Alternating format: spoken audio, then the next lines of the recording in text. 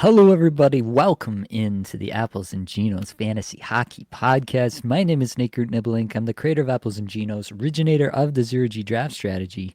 In this podcast, Blake and I are going to continue our annual 8-episode series in which we go team by team comparing notes on our projections for the 2025-26 season.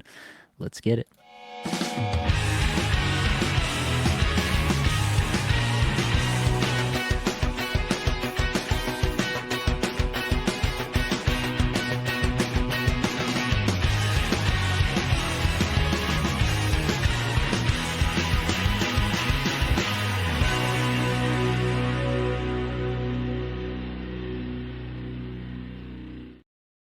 And of course, I have your friend and my best friend. It's Blake Creamer. Blake, how deep is that V? I'm not sure if the millimeters are right, but it's deep. Believe me, it's plunging. It's a plunging neckline. It's my favorite tropical shirt. I wore it for the show because I'm excited, buddy. I'm excited to get into these projections with you. And you know what's being projected to me right now from Nibbelink, folks? White hot, non-toxic masculinity. This is unbelievable, buddy.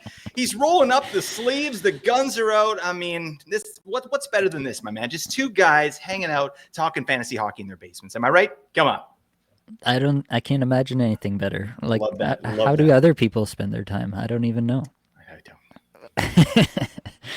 Well, we are going to spend our time on 4 more teams. Part 2 going here. If you haven't caught part 1, you should definitely go back in the records and go pull out that. We had a long talk on Anaheim and also some talk on Boston, Buffalo, and Calgary. Almost couldn't remember the 4th team there. It was fairly forgettable, but hopefully some of these teams a little less forgettable. We've got Carolina, Chicago, Colorado, and Columbus on the docket. I say we don't waste any time, Blake. I say we jump right in. Are you ready for this? I'm ready to get the biz. All right, let's kick it off with Carolina here. Key departures: Dmitry Orlov, Brent Burns are out.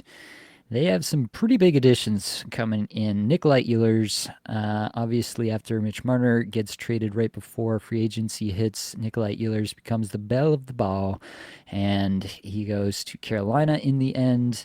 Alexander Nikishin, wow, really murdered Alexander somehow. Alexander Nikishin joins Carolina. There's some weird stuff around the playoffs, but seems like he's going to get a full complement of minutes this year. Keandre Miller, big signing, I guess trade essentially from the Rangers, but they do well to add him to their defense group. Taylor Hall was acquired, re-signed, and Logan Stankoven was acquired and signed a big deal this offseason as well. So definitely some makeover to the team this year. Whether it be by trade deadline or some of these offseason additions here. But it is going to come down once again to who Rod Brind'Amour decides to prioritize, or in the case of just about everybody on his roster, not prioritize. Yep. This is the 8th season as coach for Rod Brind'Amour in Carolina. Blake, if you had to guess, would you have gone with 8? I mean, when you look at the underlying metrics, which we will in a bit, like he's doing so many things so well. The only thing he's not doing well is getting over that playoff hump. And, you know, eventually that's going to come home to roost. But like this team is a wagon. They are every year. And I love the changes they've made this year. I feel like they've kind of kept themselves right in the game here, if not even a little bit better. Like there's lots to like about this team. But yeah, Rod Brind'Amour, we know what he is and we know what he does, and it works. Yeah, I think it is always the question. I think we've been asking ourselves this question every offseason for the past 3 or 4 at least, but do we dare hope for more ice time for, Nikolai Ehlers? The big hope was that he was going to escape the second line treatment that he was continually getting in Winnipeg. He's going to go somewhere and be treated as a true top line, top power play winger who gets, 19 plus minutes a night. Do we dare hope for some such outcome for Nikolai Ehlers? I mean, that's the key word, right? Hope. We have hope. We've had hope with Nikolai Ehlers for like 3 seasons, and that I mean, it's dwindling. I'll tell you. I'm excited to get into Ehlers and talk about him with you because there's his play style and Rod Brind'Amour's coaching style. It's going to be an interesting fit. Absolutely. It will be interesting. I think, yeah, Carolina has made no secret of the fact that they're in the market for game breaking talents. And I think Ehlers does profile as that. He's been a little bit diminished in Winnipeg, as we mentioned, but I think he has that ability to change a game with his offensive talent. And that's something they have lacked at times. Obviously, they have some very, very talented offensive players, but, just that one kind of wild card who might be able to break a game open. Maybe Ehlers is that guy for them. Tend to agree though. I don't think Rod the Bot is going to change a whole lot here this offseason. The only real hope that you have in my mind, the only real narrative you can sell yourself is that because of the continued playoff exits that he's going to revamp the style in season to try to prepare them for some different style in the postseason. But even listening to his comments after the postseason, they're like, "Do you need to like learn to play a better playoff style?" He's like, "What do you mean? We play the exact same style as the Florida Panthers play. They just beat Yeah. us at it." And so I don't really see that being the case there. I think that we should expect more of the same unless given reason to believe otherwise here. Let's talk about the power play. I view Sebastian Aho, Seth Jarvis, and Nikolai Ehlers as locks for the top power play. I don't think Ehlers would have gone anywhere without that kind of assurance kind of baked in. Maybe in season, if it's not performing, things could get shuffled around a little bit. But that's my current take, is that those three guys are absolutely locked in. Do you agree or disagree, Blake? Yeah, no, I definitely agree. And I'm excited about that. That's one of those things, again, with Ehlers. We have hope. He's getting power play one. Like, why would you sign this guy? Why would you sign this offensive dynamo if you're going to put him on power play poo? Power play poo? Power Yeah, play that's poo. what would happen if they put Ehlers out there. It'd be power play poo. Anyways, Ehlers is a stud. Let's carry on. Shane Gostisbehere, definitely the power play quarterback. Basically, his sole reason for existence in the National Hockey League is to be a power play quarterback.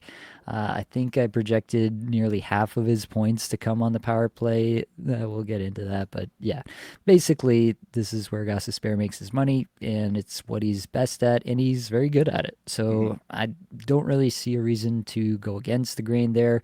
I think Nikishin is likely capable of doing all of that. Maybe not quite to the extent that Gostisbehere does. He's probably not quite there yet, but I don't think he's likely to get much of a sniff unless the power play is really struggling and they decide to shake things up. So you can keep an eye out for that if that ever does happen, but the expectation is Gostisbehere locked in as power play quarterback. The intrigue for me centers around the fourth forward spot. Andrei Svechnikov and Jackson Blake, most likely candidates based on deployment last year, both had plenty of power play time. Jackson Blake really did seem to become an RBA favorite. Uh, Basically, the last 20 games of the season and in the playoffs, Jackson Blake was a staple on the top power play unit. Svechnikov was still getting moved around a little bit here and there. Both were on the power play in the playoffs. Both were kind of playing a bit of a down low role on the power play. Sveshnikov, the bigger player, maybe profiles a bit more as like the net front guy, if that's what they're looking for, but that's not exactly their style either, to have a true net front presence just sitting there all the time for Yep. tips and stuff. I don't know, Blake, do you have a lean as of this point, Sveshnikov versus Blake, for the fourth power play spot? It's tough. Yeah. I mean, I think I first off, I love this signing of Jackson Blake. And I think that says a Yeah. lot about the confidence they have in this player. They wanted to get him locked up before, the CBA changes a little bit. So they were able to do some shifty work there, Shenanigans. shenanigans. Yeah. Just to defer some salary that's not going to be allowed, next season or once it kicks in. But I do think that Svech has to be the 1A there. If he didn't have such a good playoffs, I would say, yeah, they're going to go with Jackson Blake. But Svech, he put on his hard hat in the playoffs here. Nice, 12 points in 15 games. He was getting good minutes, lots of power play time. I think that bodes well for him moving forward. But I think it's going to be a short leash. I think, this is a power play that was 24th overall in the league in terms of conversion, right? That's not good enough for a team that's number one in expected goals for at even strength, and then 24th on the power play. What the hell? That doesn't make any sense. So, yeah, I think it's going to be 1A Svech, but if it doesn't look good, I think, yeah, we're getting Jackson Blake on there pretty damn quick.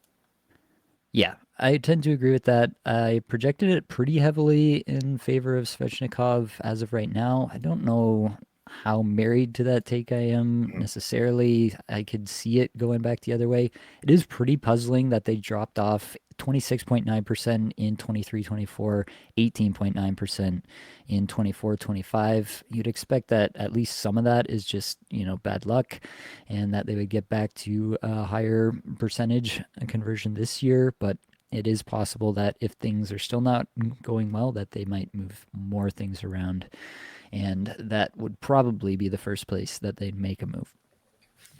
All right, let's dig in on the projections here. Starting off with Sebastian Aho, heartbeat of the team. We are pretty much in line here. I've got him for 34 goals, 49 assists, 83 points. You've got him for 36 goals, 47 assists, 83 points. So basically just a different mix of goals and assists. I think we know what we're getting from Sebastian Aho. Point per game player, terrific asset. You can take him to the bank every single year. I don't know how much we need to linger on Sebastian Aho. Yeah, I think the one thing I do want to mention is what a down year he had on the power play. And we just talked about, the 24th ranked power play. This guy went from 32 power play points in 23-24 to just 23 last season. And he's a lot better than that. So I don't know about you, but I haven't projected for more. I've got him projected for 26. So a nice little bounce back on the power play. I do think Carolina's power play is going to be better. And that's how he gets up to this kind of 82, 83 point season here from the 74 that he had last year. 26 for me as well. Bang on. All right. Seth Jarvis then. I have him for 35 goals, 36 assists, 71 points. You have him for 33 goals, 37 assists, rounding down to 69 points, which is nice. What do you think about Seth Jarvis here? Do you think that there's another gear of potential here, or do you think that we've kind of established who this guy's going to be for the majority of his career? No, I think there's absolutely some more potential for Seth Jarvis. He's a young guy. He's only 23, and he's an absolute beauty. Like this guy is one of my favorite players, at least in an interview, that's for sure. But he's a dog out there as well. Like big time forward checker. Again, he had down numbers on the power play as well. I think that has a lot of room to grow. And I think that's where we're going to see a little bit more juice. That said, I mean, I only projected him 2 points higher than what he got last year. So, that's more to do with Rod Brindamore than it is to do with the actual player. This is the guy that shows out in offensive chance contributions like massively. He's a beauty. He's a beefer, lots of big hits and stuff like that. He's great shorthanded as well. This guy had 7 shorthanded points last year. Yep. So he's a jack of all trades. And I don't think he's being valued properly, at least in the drafts that I've seen. I think there's some meat left on the bone there in terms of value in draft season for Seth Jarvis. So yeah, I like the player. It's just Carolina, man. Like they have I'm looking at their line. They have like another, they have a top 6 for sure. And then they have like another 2 players, I think, or at least one that should be up there doing stuff. So it just plays right into this Rod Brindamore, ice time, the way he's sort of deploying everybody, right? That's a big difference between Florida and Carolina. Florida has top end talent, like major top end talent, and they have a legit third line with Brad Marchand and Louis Starn and all that stuff. I feel like Carolina is more balanced, right? They have a top line for sure, and Ehlers definitely helps, but he can just go to whatever line he wants, and it really saps the fantasy value from guys like Jarvis, who I on any other team I think is close to a point per game player. So I don't know. 70 points, Jarvis. I think that's good to go. I love the player. I think, he has a higher ceiling, but it's going to depend on deployment. Yeah, I think that's fair. I have him for 14 minutes, even strength time on ice. On a different team, he could get something like, I could see him, with the shorthanded usage and everything. I could see him being a 21-minute player on a more top-heavy team. And frankly, Carolina maybe should be a little bit more of a top-heavy team. It's hard to say that given the results that they've gotten over the years, at least in the regular season. So don't expect much different here, but it is possible still that Seth Jarvis has another gear left to hit, and that would be pretty exciting given that, he fills the stat sheet, right? I have him for 71 points, 221 shots, 109 hits, 55 blocks. Like, he does pretty much everything that you want for fantasy purposes. Nikolai Ehlers, I have for 32 goals, 48 assists, and 80 points. You have for 31 goals, 45 assists, 76 points. So let's dig in on Ehlers here just a little bit. This is the biggest difference that we have between any two players. So it's not a huge difference as the way that we've gone through some players already where we've had much bigger differences. Only 4.7 points difference between us on the projections here. But let's dig in a little bit to try to figure out where some of this is coming from. So let's start with the time on ice. I have him for 14 minutes at even strength, 3 minutes on the power play. Yep, same here. I've got him 14.1, and then 2.9. So just a tenth of a point there off on the power play. So right there. Okay, and then at even strength, I have him for 74% IPP, 35 shots for per 60, and 11% on ice shooting percentage. Yeah, I jacked his IPP a little bit. I've got him 77, but 33 shots for per 60, and then 10.7. Okay. And the on ice, so a little bit lower than what you're doing there. Okay. And what do you have him for total power play points? 23. Yeah, rounded down to 23. Yeah, I've got him, if you round up a little bit, to 26. So I've got a little bit more on, that's most of it, I guess, is on the power play, where I have him for 70% IPP, 60 shots for per 60, and 15% on ice shooting percentage. Yeah, IPP for me for Ehlers 64%. I've got 61 shots for per 60, and then 15% on ice shooting percentage. So basically just a little bit less share on the power play there, which I could definitely see, especially in a first season with a new team. I do think that they are going to try to make Ehlers a bit of a focal point, so maybe it's a little bit of wish casting here. Obviously, if you followed Apples and Ginos for any length of time, you know that I've been praying for a Nikolai Ehlers breakout for multiple years, as have so many others, but definitely a player that I think will have a lot of value here. I think should perform better. I think he will play a fair amount of minutes with Aho and with Jarvis and get a lot of that top line treatment. I think that was probably a big selling point when Carolina was making their pitch. I don't think Jesperi Kotkaniemi being his center was a big selling point when Carolina went to make the offer on the contract here. So, maybe it was. You don't know. You weren't in the room, Nate. All right. This is true. You get a chance to play with KK. You're getting the biz. All right. You're signing the contract. Just show me where to sign. I'm there. I think his acronym or whatever his initials for his name are better described as JK, but we can leave it there. Kotkaniemi, 2 Ks. I don't know. Yeah, but Jesperi, it starts with a J. No. All right. Okay. No, that's terrible. Hey, wait, before we move on from Ehlers, I did just want to mention one thing that's kind of giving me a little bit of pause, and I'm not quite getting to where you are, is he's a very similar player to Marty Necas. Very similar, like in the way they profile. Right. Yep. And like very rush heavy, like big time drivers of offense, right? Zone entries out the wazoo. I mean, these guys are nuts, right? It's crazy actually how similar they are. So we saw what happened with Necas here. And I'm not saying that's going to happen with Ehlers, but they do both have some of those defensive shortcomings as well, right? When you got a really offensive player, they're going to give up the puck, right? And Rod Brind'Amour has kind of shown a penchant to, not play those guys, when that's happening, and get out this third line with Jordan Martinook and frickin' Jordan Stahl or whatever the hell they're doing. But that's I think Ehlers is going to have more opportunity, and obviously they've committed to the player, right? They want him here. He's a game breaker, similar to Marty Necas. So I think that he's got that going for him. But I think that's what's just taking some of the shine off of Ehlers here in Carolina. Yeah, I guess for me, I don't see it that way. I mean, Necas had the best part of his season last year in Carolina and was kind of let free to roam and do his thing. Maybe they were doing that just to dangle him as trade bait, and they won't do that with Ehlers. I guess you could spin me that narrative, and I'd have to think about it a little more. But overall, I think that he might just kind of seamlessly fit into what Necas was doing last year and be a very similar version of it, maybe without the extreme efficiency that Necas had going there for a while at the beginning of the year, but at least with some pretty good numbers. So, but yeah, that's probably a little bit why we're seeing this one a tad bit differently. Jesperi Kotkaniemi, 14 goals, 18 assists, 32 points for me, 14 goals, 22 assists, 36 points for you, Blake. This is a player that is likely not going to be relevant for fantasy purposes. He doesn't do a whole lot of other things that we value in fantasy. I have him for 119 shots, 65 hits, 29.9 blocks. I don't think that there's many leagues out there in which Jesperi Kotkaniemi will become relevant. Yeah, I don't. I wish I could kind of toot this man's horn, giggity.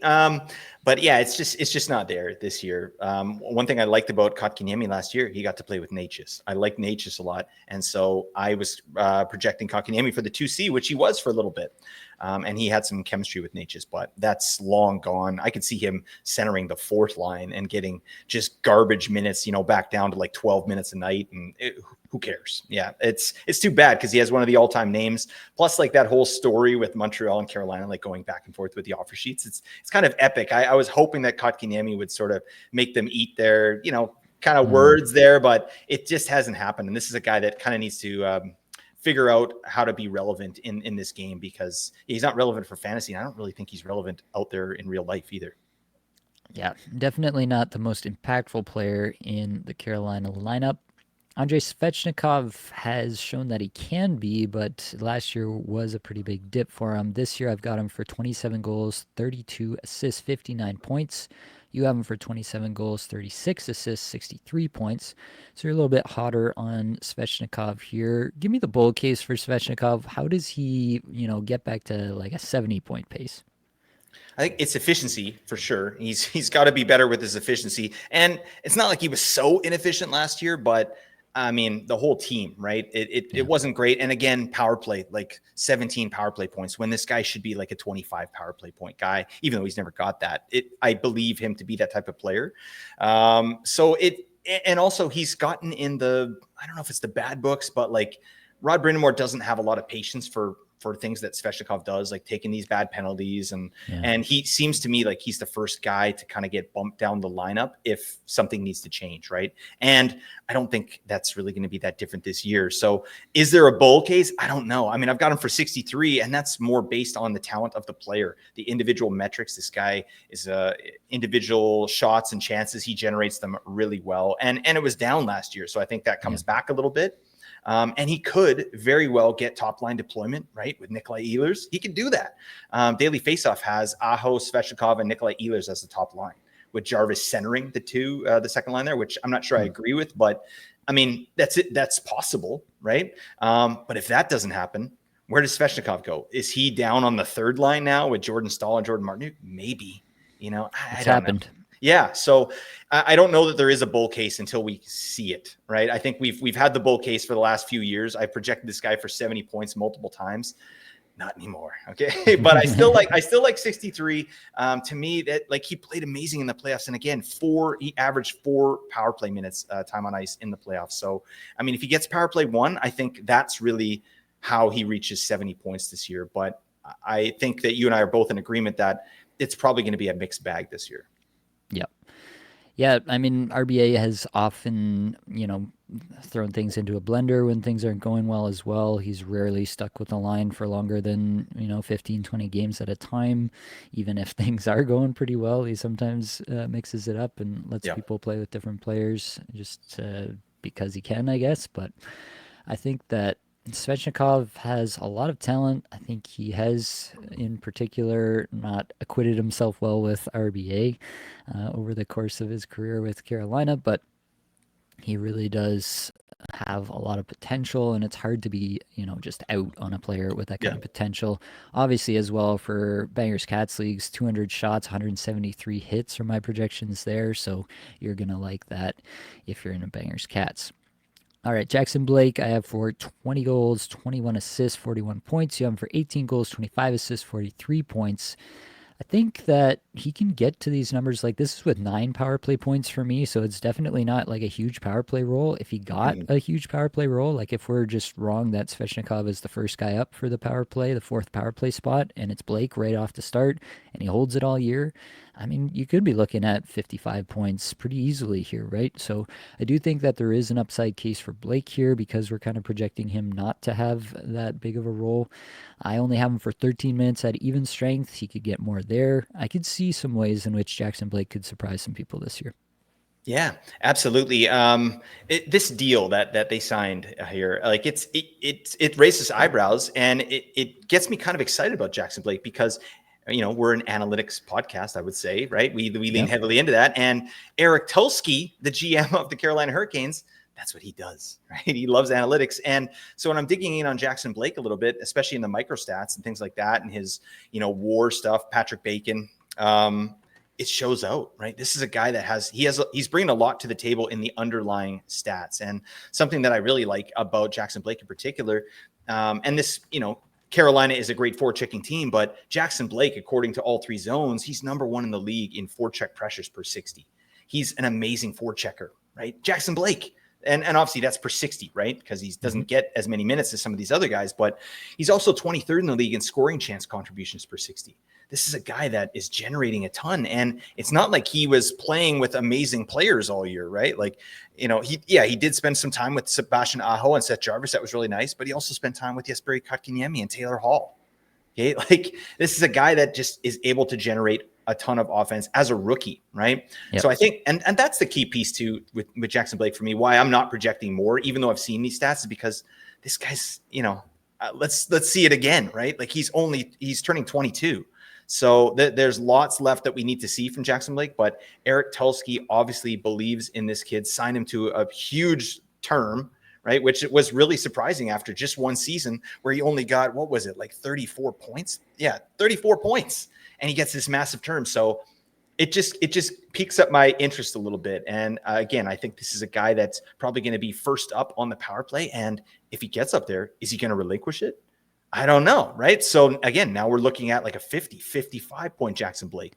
Maybe he goes bonkers. Maybe he goes 60 points. I mean, I don't know. I think those are all within the realm of possibility, but you and I believe both sort of projected the floor kind of thing for Jackson Blake here. Yeah, I think it's just the most likely scenario, right? At the end of the day, that he's kind of a middle six role and he doesn't get the top power play for the whole season. He'll definitely be on there at some points throughout the year, but at least not for the whole season. Regarding the contract, like the Athletic has it at 86% positive value probability. I think that you're basing that all off one season, as you mentioned, and some projected increase over time in his abilities, but I'm into it. I like it when teams take these swings on players that have promising rookie sophomore years in some cases, and they go big or go home. And as the cap goes up, that 5.1 cap hit is not going to look nearly as bad over the course of the contract. So let's continue on then. Taylor Hall, I have for 17 goals, 27 assists, 44 points. You have for 17 goals, 25 assists, 42 points. I think Hall is just going to fall into this realm of a pretty good streamer in a lot of cases.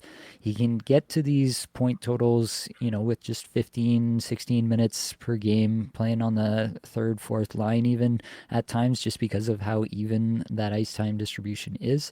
I think he can get here. I think he may, have some time on the top power play throughout the course of the season as well, especially if there's some injuries somewhere else. He's the guy who's going to get elevated, and he's going to perform decently well if he does. So I think over the course of the season, I feel pretty good about him hitting that 40 point mark once again.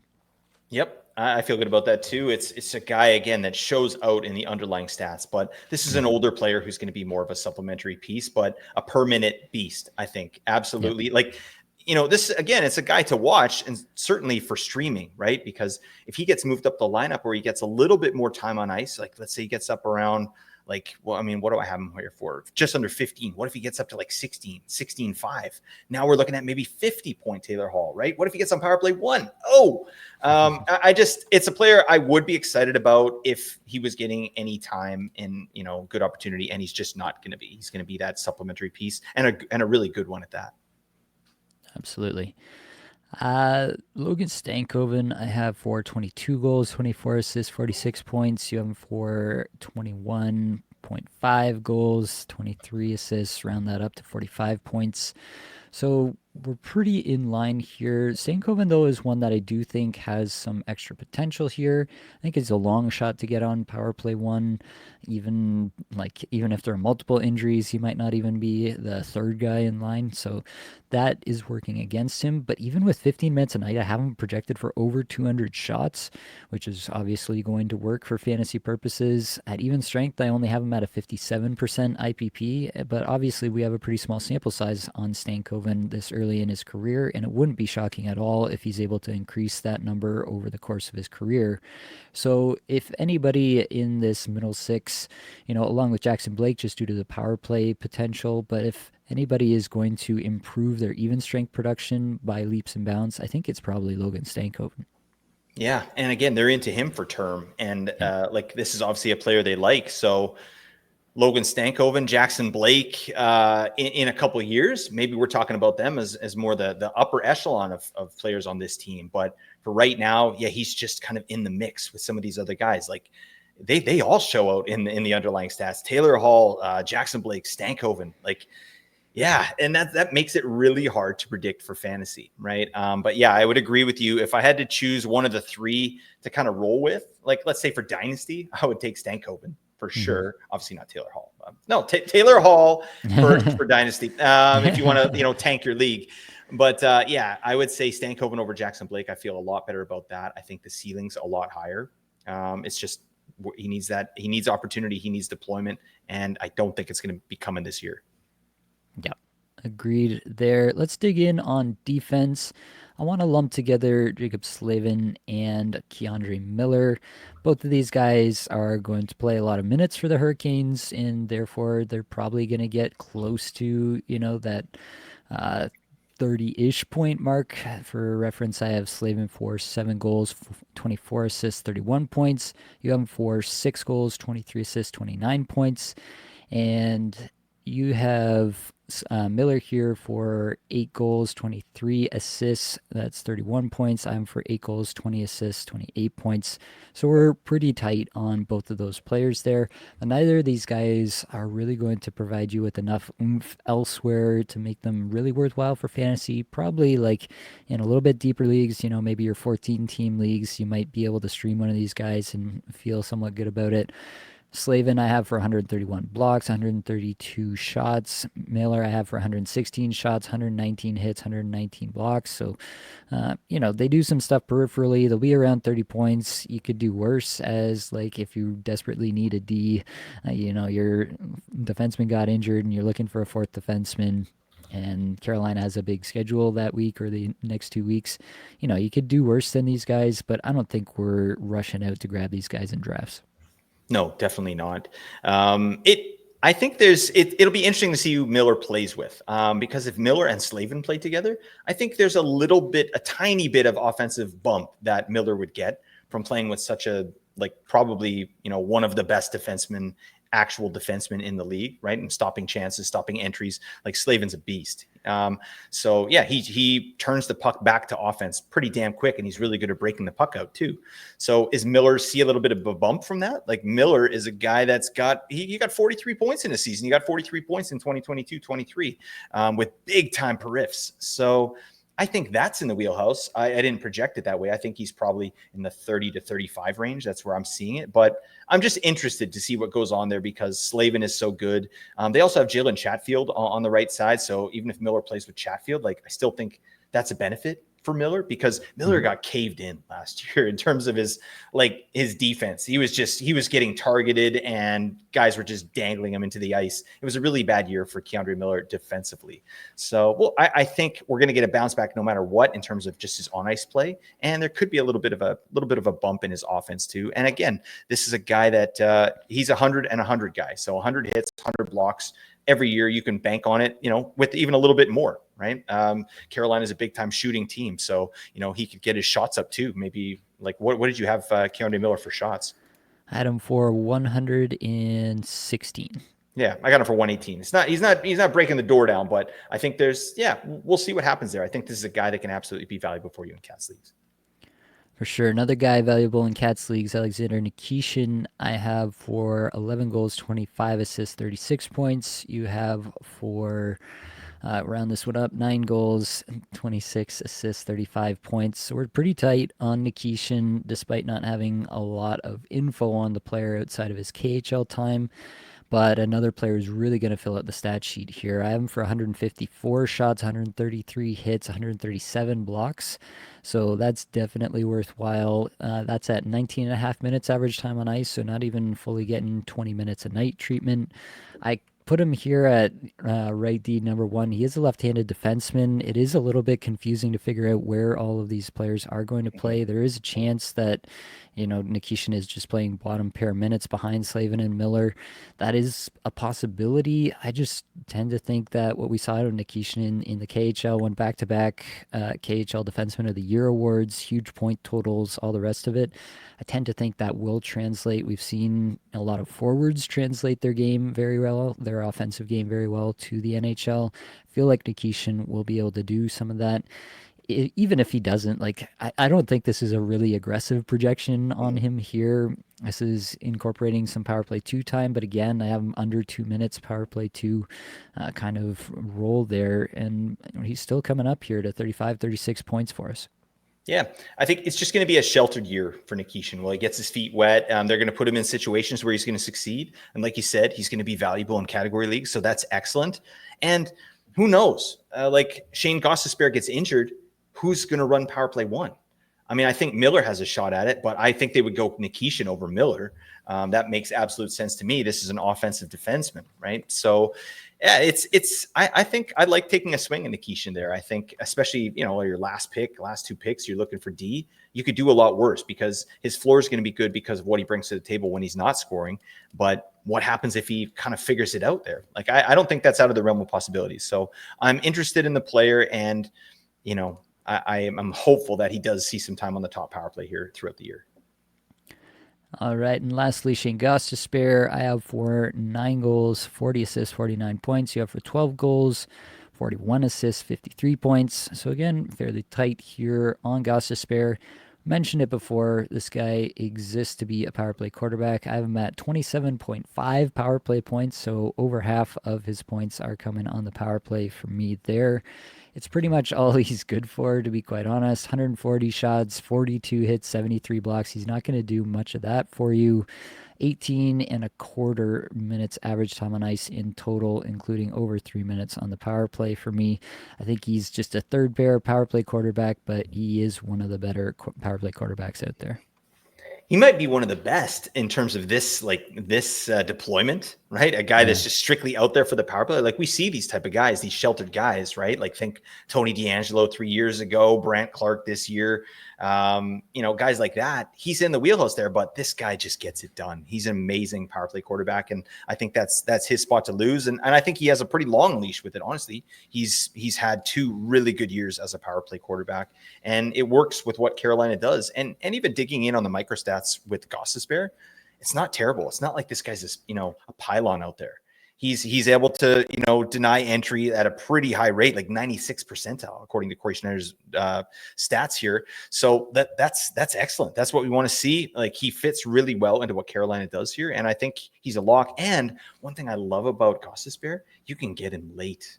You can get him really late. We're looking at a 50-point player here, right? And I've got him for 26 power play points as well, right? Which is half his points. But that's his fantasy, right? And this guy's a stud that I think you can get really late.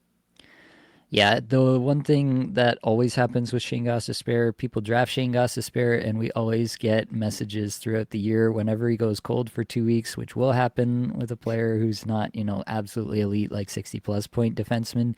He will go cold for 2 weeks, and when that happens, because he's not a peripheral player, he's not playing a lot at even strength, he's going really cold. And so we always, like when I do the puzzling players every year, Shane Gostisbehere shows up there a lot because he will go through some really cold stretches and people don't know what to do with them. If you're not ready for that experience, then maybe Shane Gostisbehere is not for you. But when you tally it all up at the end of the year, you're probably going to be happy with where you drafted him. All right, Blake, top 3 targets. Give it to me. Give it to me, Neil. All right. Nikolai Ehlers got to be your number one with a bullet. I don't care, right? I think you want a piece of this guy. You want a piece of this ceiling. Like Ehlers has 90 points in him. He can do that. Like, I don't know if it's going to be with Carolina, but he can do that. And I want to be in on a player like that. So I'm going Ehlers first. Seth Jarvis, number two. Again, we had a nice conversation about him. I just think he's a great player in all three zones. And that's going to obviously has endeared him to RBA there. So you're going to get a nice solid floor there with a little bit of ceiling. And I've got Shane Gostisbehere as my number three just because of the value, which I just talked about. But I do want to throw honorable mention Jackson Blake in there. I think you could do a hell of a lot worse than Jackson Blake with like your last two picks, kind of a swing, right? An upside pick like we've talked about, a guy that could potentially be power play one all season. Right, for myself, number one, Ehlers as well. Number two is going to be Nikishin, just because of the upside here. If anything were to happen to Shane Gostisbehere, I think Nikishin might be good enough right from the get-go to be your fourth fantasy defenseman, fourth or fifth fantasy defenseman. Just because of the peripheral floor, as long as he's getting somewhere in the range of 19 minutes, I think he can do that on this Carolina team. And then if he ever were to get power play one, I think he could be an actual league winner. So I love Nikishin at the back end of drafts. And then Seth Jarvis, for the reasons we mentioned, feel terrific about what you're getting out of him at a base level. And if he ever hits another gear, then you're just playing with house money at that point. Next up, Chicago. Yay! Oh, God. Let's dig in. Key departure. Seth Jones, Taylor Hall leave town last year at the trade deadline. The addition, Spencer Knight comes in the Seth Jones trade. Andrei Burakovsky was added this offseason. Artem Levshunov and Sam Rinzel are two defensemen who are called up later in the year and figure to be a big part of Chicago's plans this year, which will be pretty interesting to see how they're deployed. We'll have some more on that. Talk about the coach here. Jeff Blashill replaces Anders Sorensen as the head coach, but Sorensen is staying on the staff. I don't know the last time I saw that, but apparently he is. Yeah, I mean, it's nice. Everybody gets along. Throw the man a bone. What are you doing? Yeah. Really, the biggest question for me with Blashill is, did he learn anything from John Cooper while being an assistant coach in Tampa? John Cooper, we've mentioned it before, we view as easily a top 5 coach in the league. And if he picked something up there, then maybe Blashill will do better on this tour with Chicago than he did in his previous tour with Detroit. In his defense, Detroit was a terrible roster for pretty much his whole time there. So you can decide how much of the blame you want to put on Blashill. I think Red Wings fans did put a lot of blame on Blashill while he was there.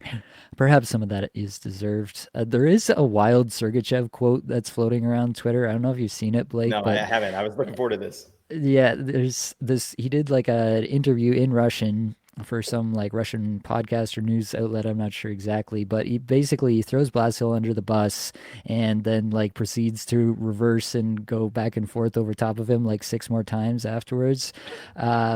I like some of it doesn't make a lot of sense. Like just the timeline of what he's saying doesn't quite line up. So, but pretty clearly, Sergachev did not enjoy Jeff Blashill's contributions to the Tampa Bay Lightning. I don't know what to make of that. I just thought it was a funny quote and a fun thing that What did he say? Do you remember? Give me the deets. You got the deets? Basically, he said that body odor? Blashill came in and said, after like Tampa Bay, it was obviously terrific. Blashill comes in and says, no, now we're going to play like Vegas. And they're like, wait, why are we doing this? And then according to Sergachev, everything went downhill as soon as that happened. So, yeah, I don't know how much stock I really want to put into that, but you know, it's out there. Somebody who played for Blashill really didn't like it. So take that for what it's worth. I personally am kind of just viewing this as a pretty blah signing. Sorensen, I don't think was a good coach. I don't think Luke Richardson was a good coach, at least not for fantasy purposes. I'm not trying to cast too many aspersions about their real life work, especially on a team as poor of a roster as Chicago has iced the last couple of years. But I don't know that Blashill is like an elevator. We've definitely not seen any of that from him. He had a bad roster in Detroit, and he was not able to elevate that roster. So I don't know that he's going to be able to do something with this roster unless he really has picked up something new from John Cooper.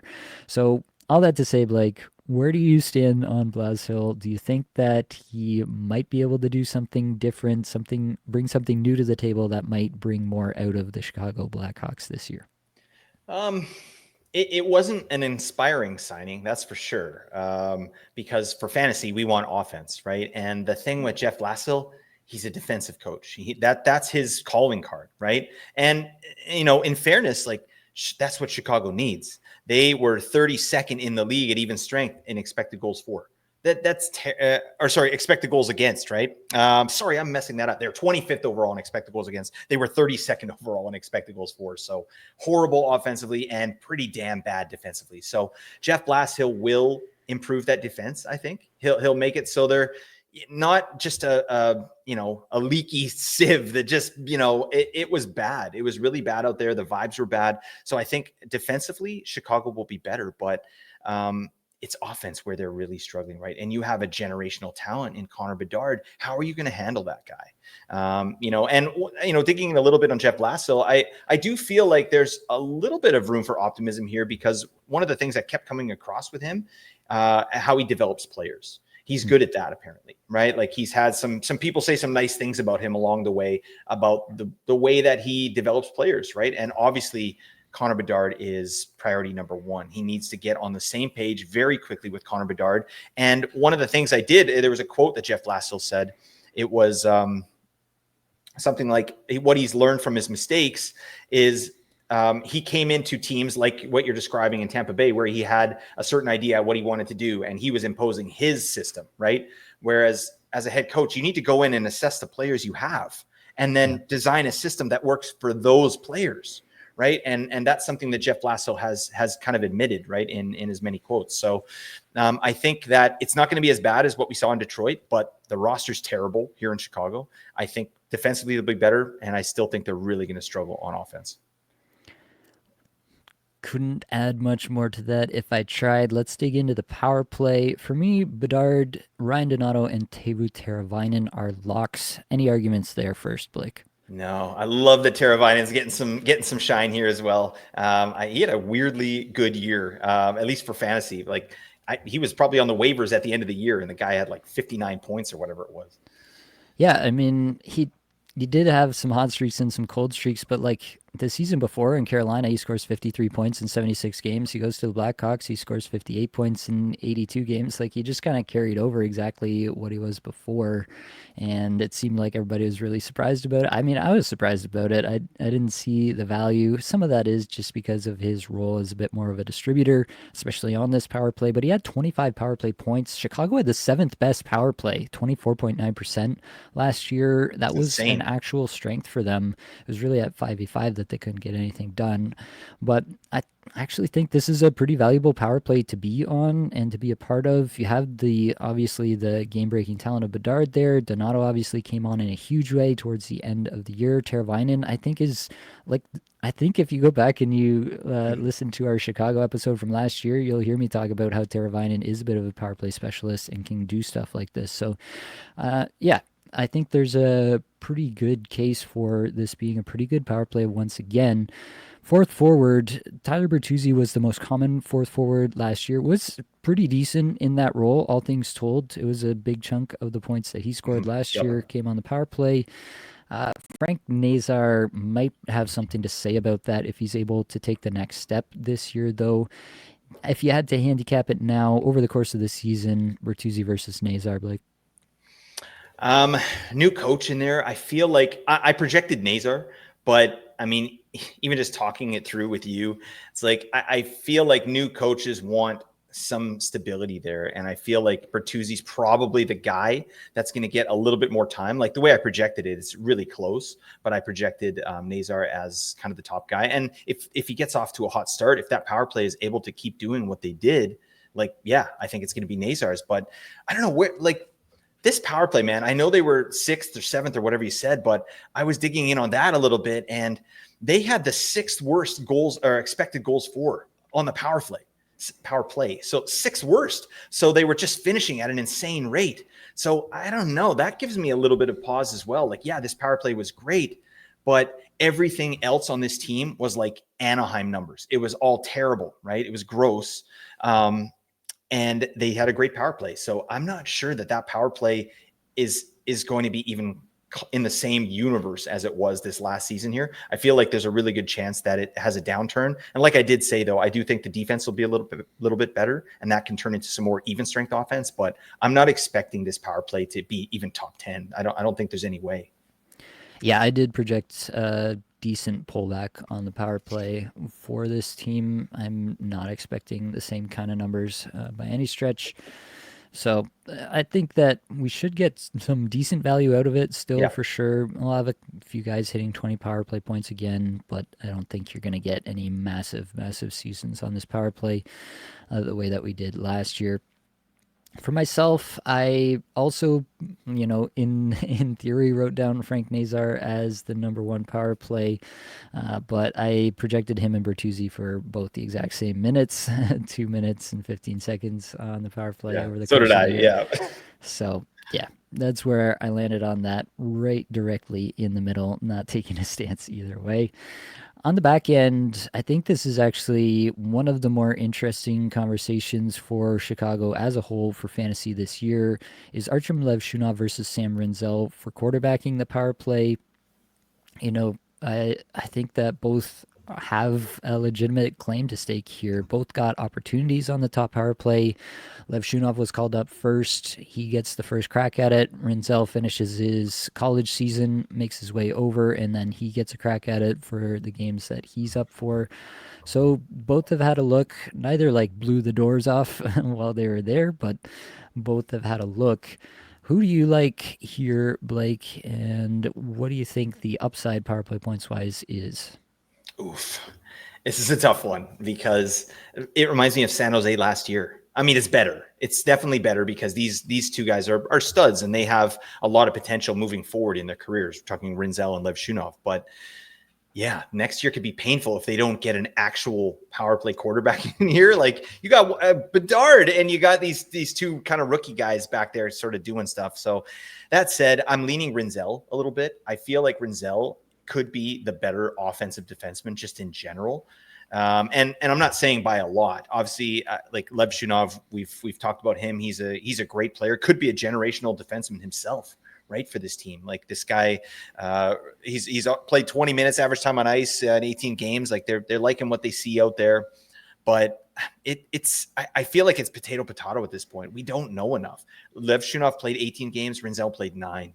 Right. And Rinzel finished on the power play. I don't think that means anything at this point because they were, they're just trying stuff out. Right. The guy finished college. Get over here. Let's see what you got. So I'm leaning. This is based on kind of digging in at elite prospects and looking at some of the underlying metrics with Rinzel and Lev Shunov and seeing, that Rinzel kind of shows out a little bit more as a shooter.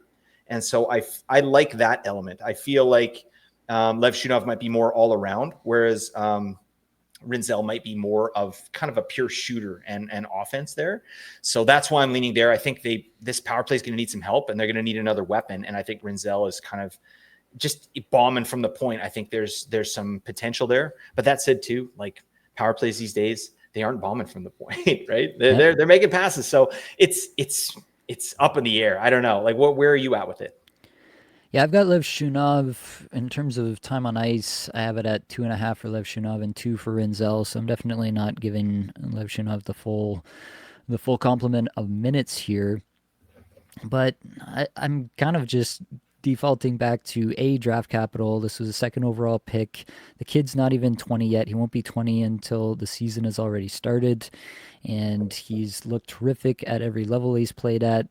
When Sam Rinzel was drafted, he was drafted out of the USHL. He had not like a terrific season, but was obviously good enough to be drafted highly. Lev Shunov had put up almost a point per game season for Michigan State in his draft year, a year that he started at 17 years old. To me, the pedigree here from Lev Shunov is much more impressive given his age and the fact that he probably still has a lot more potential to grow in his game. So for myself, that's where I'm landing, is just that I think that they view Lev Shunov as the franchise defenseman. They view Rinzel as a potential, number one pair defenseman, but I'm not sure that they view him quite in the same light as Lev Shunov. Like if you went to trade with the Blackhawks for one of the two defensemen, I think the cost for Lev Shunov would be significantly more. And that's why I'm leaning that way. But again, it is just a lean at this point. We do not have enough information to make some sort of conclusive statement here. But either way, I do think that this is going to be a bit of a swing point because I think either of these guys could have real fantasy relevance.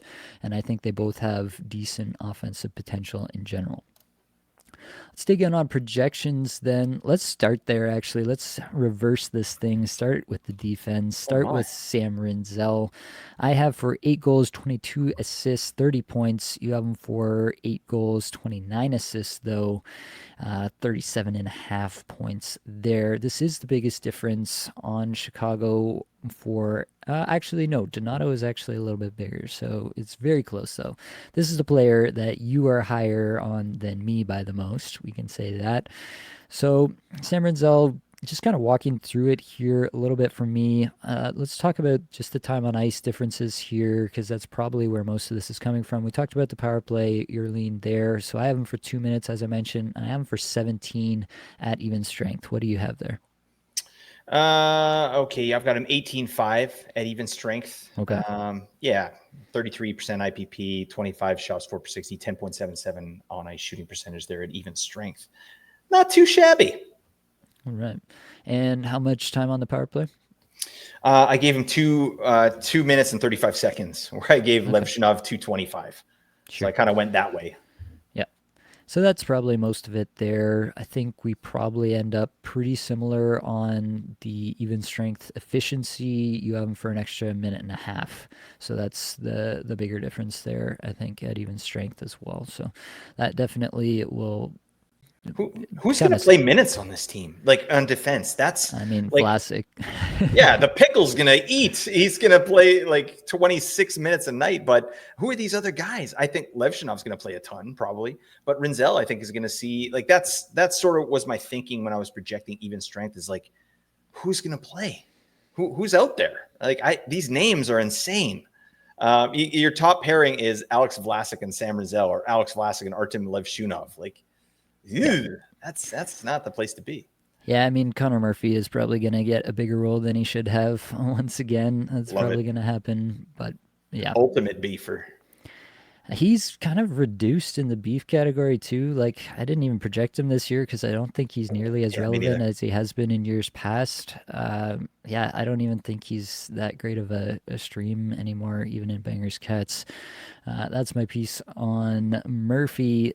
Levshunov, we have a little bit tighter, but definitely I'm more on Levshunov than you are, probably due to some of that power play time.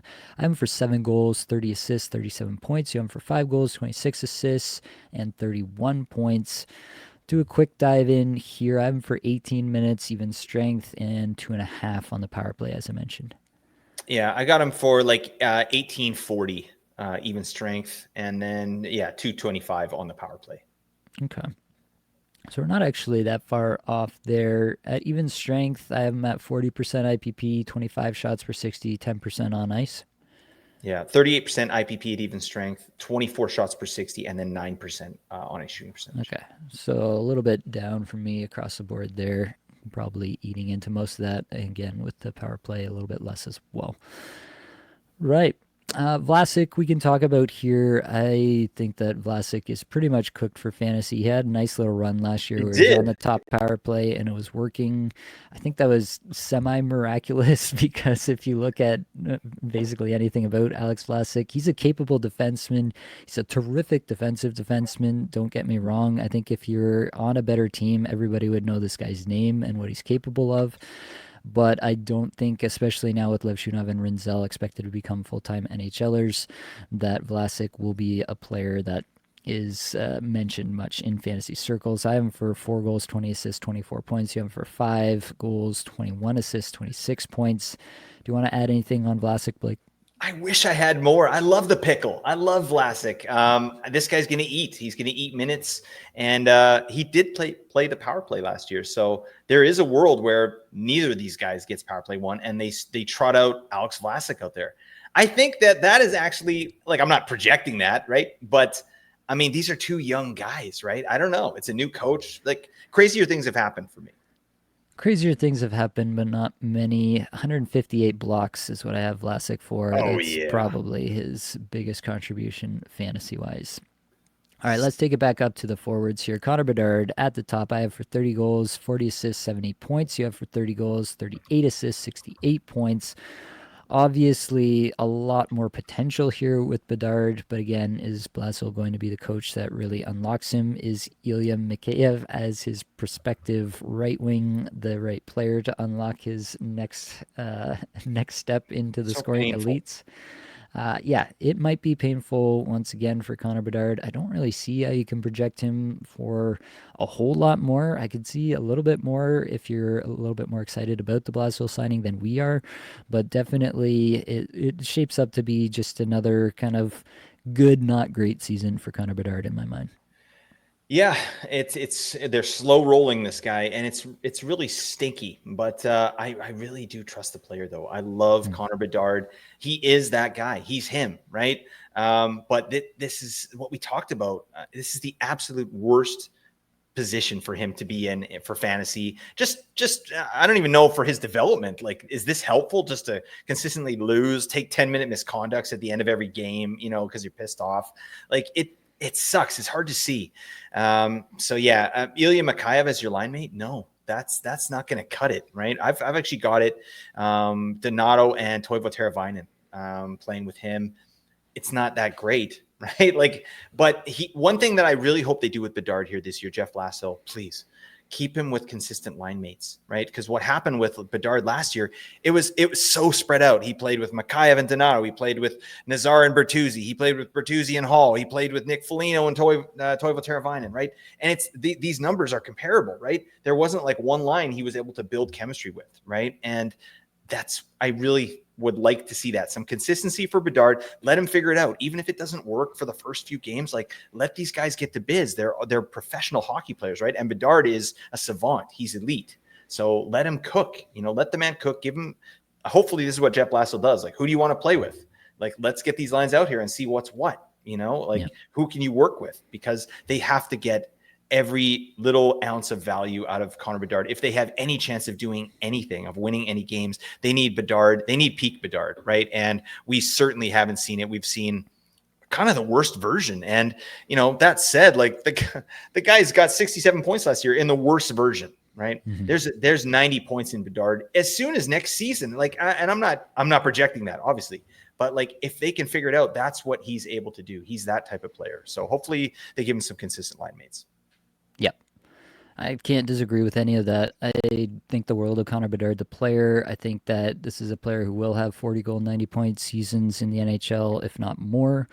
I just don't know, looking at this lineup, who are going to be the line mates. It matters. Like, it really does matter at the end of the day. If every pass you make dies on somebody else's stick, like, it's just so hard to generate offense if you are the sole thing that's working. And, like, the way that I have it projected is just like everything runs through him and everything dies with every other player. Hopefully, Donato Very can true. continue at some level of what he achieved at the end of last year.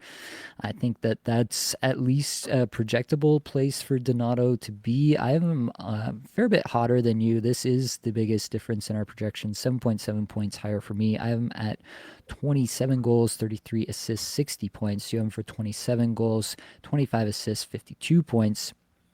So let's dig in a little bit on Ryan Donato here. For me, the biggest thing is just the ice time. I don't see who's coming for his ice time. It would be insane to me if Blasel, after they sign him to the contract this offseason, he's going to stay in Chicago, uh, potentially be Connor Bedard's line mate for the next 4+ seasons. I have him at 19 minutes, 15 seconds average time on ice. Let's start there, Blake. What do you got? Oh, yeah. No, I got him for 17 and a half.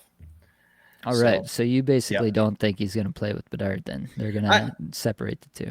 Yeah, I mean, I've got him for 15 minutes, even strength time on ice. So it's just, I got Bedard for 17. So it's Yeah. like, I feel like it's going to be one of those things where, yeah, he starts with Bedard and he plays, but then things start going bad and they kick him down to the third line and now he's getting no minutes, right? And then at the end of the day, it spits out, 15 minutes average time on ice, where there were times where he was playing with Bedard and playing those minutes. But I think it's going to be another painful season here in terms of like we've talked about their roster construction. So I don't know, still 17 and a half minutes. I feel good about that.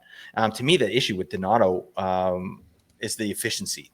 The efficiency went bonkers last year. And, it coincided with him playing with Bedard, right? And better players, but still not that efficient. I mean, this guy's highest shooting percentage before was 14.7%, and that's fine, but that was an outlier in Minnesota randomly. But yeah, he shot 17% last year, and I do think that's coming down. Yeah, definitely. And I have a pretty solid regression baked in there. Just for reference, different coach, maybe it doesn't matter that much, but Donato in the last 20 games of the season last year played 16 minutes, 39 seconds average time on ice at even strength. So he had a huge role at the end of last year. I have him down at 16-15 for the season this year. If he's anywhere close to that, I think he does challenge 60 points with 200 plus shots with 124 hits is what I have him for. Bang. They're, if what I'm saying does come true and he is treated as the true left wing number one alongside Bedard, then I don't see how he doesn't return decent value. I view this player somewhat similarly to Morgan Geekie in Boston, who we talked about last episode, his proximity to Pasternak. Who else is going to take this role? I just don't see it. I don't think Bertuzzi is that guy. I don't think, you go down the lineup and there's really not that guy. So I think that more often than not, and yeah, they might play with the lineup a little bit here and there, but more often than not, they're going to chase what actually worked last year, which was Donato and Bedard down the stretch. And I even have it pulled back a little bit from where that ended last year, and I still come out to here. So I'm probably going to be pretty in on Donato. I've noticed I'm taking him way ahead of where other people are wanting to take him in the best balls that we're doing in the Apples and Ginos Discord. So I guess I'm in on Donato. This has been a player who's had really good rate stats throughout his career, has just never gotten a high minute role on any team so far. He seemed destined to, go the way of the Daniel Sprong in a lot of ways, but finally found his spot here with Chicago where they're willing to give him some ice time, and he absolutely popped off. So I don't think that they're going to dismiss him because I just don't think they have the personnel to do so. So that's my spiel on Ryan Donato. Did I sell you, Blake? Buddy, I'm already sold on Ryan Donato. He basically won me 2 matchups last year. I'm going to be drafting this guy. I don't even care. I'll draft him above value. It doesn't even matter. I love me some Ryan Donato. It's going to be hard. It's one of the things too with Donato is he's a big time shooter, and Bedard playing with a guy like that means Bedard isn't the shooter. And I just want to see Bedard be the shooter. Can we get a guy? And that's why I like Toivo Teravainen on that line. Can we get a guy that facilitates and high danger passes to Bedard so we could have one of the absolute best snapshots in the league, whipping pucks at the net? Because if we're choosing, we'll let Donato shoot over Bedard. Yeah, I'll take that all day. And I feel like that's kind of what's happened here with Chicago. Fair enough. Oh, moving on. Ilya Mikheyev. You didn't project the player, which is totally fair. I had him for 19 goals, 14 assists, 33 points. Really just expecting him to get at least some run with Bedard. This was the line that they went with for the vast majority of the stretch run, such as it was for Chicago last year. And so I expect that they'll at least give it another solid go this year. And Mikheyev, he can score in the high teens in goals, be a speed forecheck type guy. He's just not going to do anything super relevant for fantasy, maybe a desperation stream. Chicago does have the third most off nights this year. Mikheyev will potentially pop up on some radars in some deeper leagues simply because of the off nights available here. Player I'm a little bit more interested in, Frank Nazar, 20 goals, 25 assists, 45 points for me, 20 goals, 27 assists, 47 points for you, Blake. Talk to me about Frank Nazar. What do you think the ceiling outcome could be for him this year? It's so hard, man. I think I projected it. I don't know. If he a 47 points, I've got Frank Nazar for it. this is a guy that we don't even know what we've got here. It's 26 points in 53 games. Like that's a spicy projection to me, 47 points. And you've got him for 45. But like you said, who else is going to do it? Like Nazar, this is a guy that actually can feed the puck to Connor Bedard. This is a guy with some offensive acumen. And he's shown that out there. It's just, will he get the opportunity, right? It's another rookie. Like they've got so many rookies in this lineup that they might have to rely on heavily. So I don't know. I think I can't see them relying on all three of these guys heavily. Like, we talked about the defense and Nazar as well. Like one, two, maybe all three of these guys are going to get minimized to some degree. But I think if I had to wager, I think Nazar is going to get a good shot and he's going to get a look with Bedard. And I want to see what happens, right? Like this, he got 12 points in the last 20 games last year, 17 minutes average time on ice. Pretty damn nice. What else do they got? This is like that little sparkle of hope that they have there in Chicago. And obviously we got Bedard. Let's get this guy cooking with Bedard and see what's what. I don't know. Do you feel good? What's your sort of take on Nazar and what do you think he's capable of here? I think Nazar's probably in line to be the 2C. Like that's their spot that they have penciled into the lineup with him for the next decade is they'd like him to be the 2C there. I mean, he had 5 points in his last 3 games to close out the year, got some big minutes, one game almost at 20 minutes. You know, they're definitely invested in this player and they want to make it work. So that gives me a little bit of confidence there. I still didn't give him like a huge amount of ice time, 14 minutes, 15 seconds, even strength, 2 minutes, 15 seconds on the power play, as I mentioned before. So I think there is a ceiling outcome where, Blashill settles it down, runs the same lines, whatever those may be. Nazar finds some chemistry with whoever it is, Bertuzzi, Burakovsky, Teravainen, whatever it is. And it kind of works a little bit. And then, maybe you're looking at a little bit more like a 50, 55 point player in the best case scenario. I don't see how it gets much higher than that unless he's really getting like 20 plus minutes per game every single night kind of situation. I just don't know how likely that really is. Yep. So it's a player that I'm legitimately excited about the talent, but again, the situation likely to hold him back from realizing all of that at least this year. Tyler Bertuzzi next up, 21 goals, 18 assists, 39 points for me, 22 goals, 19 assists, 41 points for you. I have him at 12 power play points, 80 hits, so it's not nothing, but it's not great. Like, you're not really excited about anything going on here with Bertuzzi. If he's on power play 1 to start the year, yeah, I might roster him, especially I haven't looked, but if Chicago's schedule is pretty good for the first couple weeks, then maybe he's worth a late round pick. What do you think, Blake? Yeah, again, like it's just that potential power play there. But I do want to say again, like this guy had 20 power play points last year, including 10 goals. So massive efficiency there on the power play. And as I mentioned earlier, Chicago was 6th worst in expected goals for on the power play. So they just finished at an insane rate. Are you banking that they're going to do that again and that Bertuzzi's going to get double-digit power play goals again? Like, I'm not. So to me, like some of those points are going to go away, and he only got 46 last year, right? So I've got him projected for 13 power play points, so that's 7 right off the top, right? I've got him performing a little bit better at 5-on-5 or even strength, so to kind of equal out. But I just don't see the ceiling case here at all, with Bertuzzi, unless they have an influx of new players come to their roster. That's really it. Agreed. Let's keep moving. Teuvo Teravainen. I have for 14 goals, 37 assists, 51 points. You have for 15 goals, 36 assists, 51 points there as well. I might actually bump this up just a little bit, just in terms of the power play time on ice. I had him at 2 minutes, 15 seconds. I'm feeling more and more confident that it should be higher than that, even under a new coach. Previously, I was baking in a little bit more uncertainty as to the power play usage there, but as we've talked through it here, I think I'm a little bit higher on that. So he might get up, closer to 55 points, 54 points, somewhere in there, if I give him a little bit more ice time. So either way, I don't think it changes the outlook for the player all that much. Absolute 0 in the hits and blocks categories, not much of a shooter. It's really just some power play assists is what you're hoping to get out of Teravainen. Drop the hero, get with the 0. Oh yeah, that should be our tagline, Nate. What do you think about that? We could workshop it a little Oh, bit. damn. Okay. Well, just an instant yes is what I was looking for. So, all right. I don't feel good about that. That's fine. I'll take it back to the drawing board. Anyways, yeah, Teravainen. I think you're right. I had him down a little bit too on power play. I had him like 245. So I think, I can bump that up a little bit.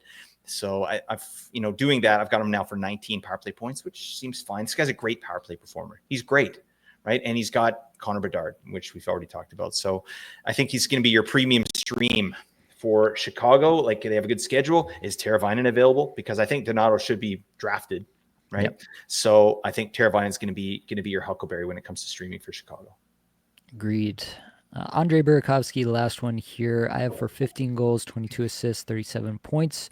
You have for 17 goals, 24 assists, 41 points. Is Andre Burakovsky back, Blake? On another team. So this is what we get from Andre Burakovsky. We get a beautiful season in Colorado, right? This guy was unbelievable. He had 3 beautiful seasons. He paced for 64, 68, 63. Then he went to Seattle, paced for 65. Yeah, that's all fantasy relevant. And then Seattle became the stream team. Then he paced for 27. Then last year he got 37 points in 79 games. And now he's going to Chicago. Good God. I mean, way to kill my vibe. All right. Way to kill my Burakovsky vibe. This is a player I like because of the rush chances and the rush shots and rush assists that he brings to the table. But I mean, that's not going to make a difference here in Chicago. It's not going to matter a hill of beans. Okay. Because this team stinks. So his talents are not really what Chicago needs at this point. That said, can he get on a line with Connor Bedard? If Burakovsky gets on a line with Connor Bedard, I could see him marginally beating the projection I've got him here for 41 points. I can see him getting up to like 45, maybe 50 even, if he plays with Bedard for the entire season. And that's relevant. That now he's in the streaming conversation as well. But other than that, I mean, this guy doesn't hit, he doesn't block, he doesn't Julianne, he doesn't do a damn thing. So besides rush the puck into the zone, and he looks good doing it, but that's about it. Yeah, I mean, I just don't think he's the type of player who's ever a coach's favorite. If he was, like, I'd be into it, right? For all the reasons you said.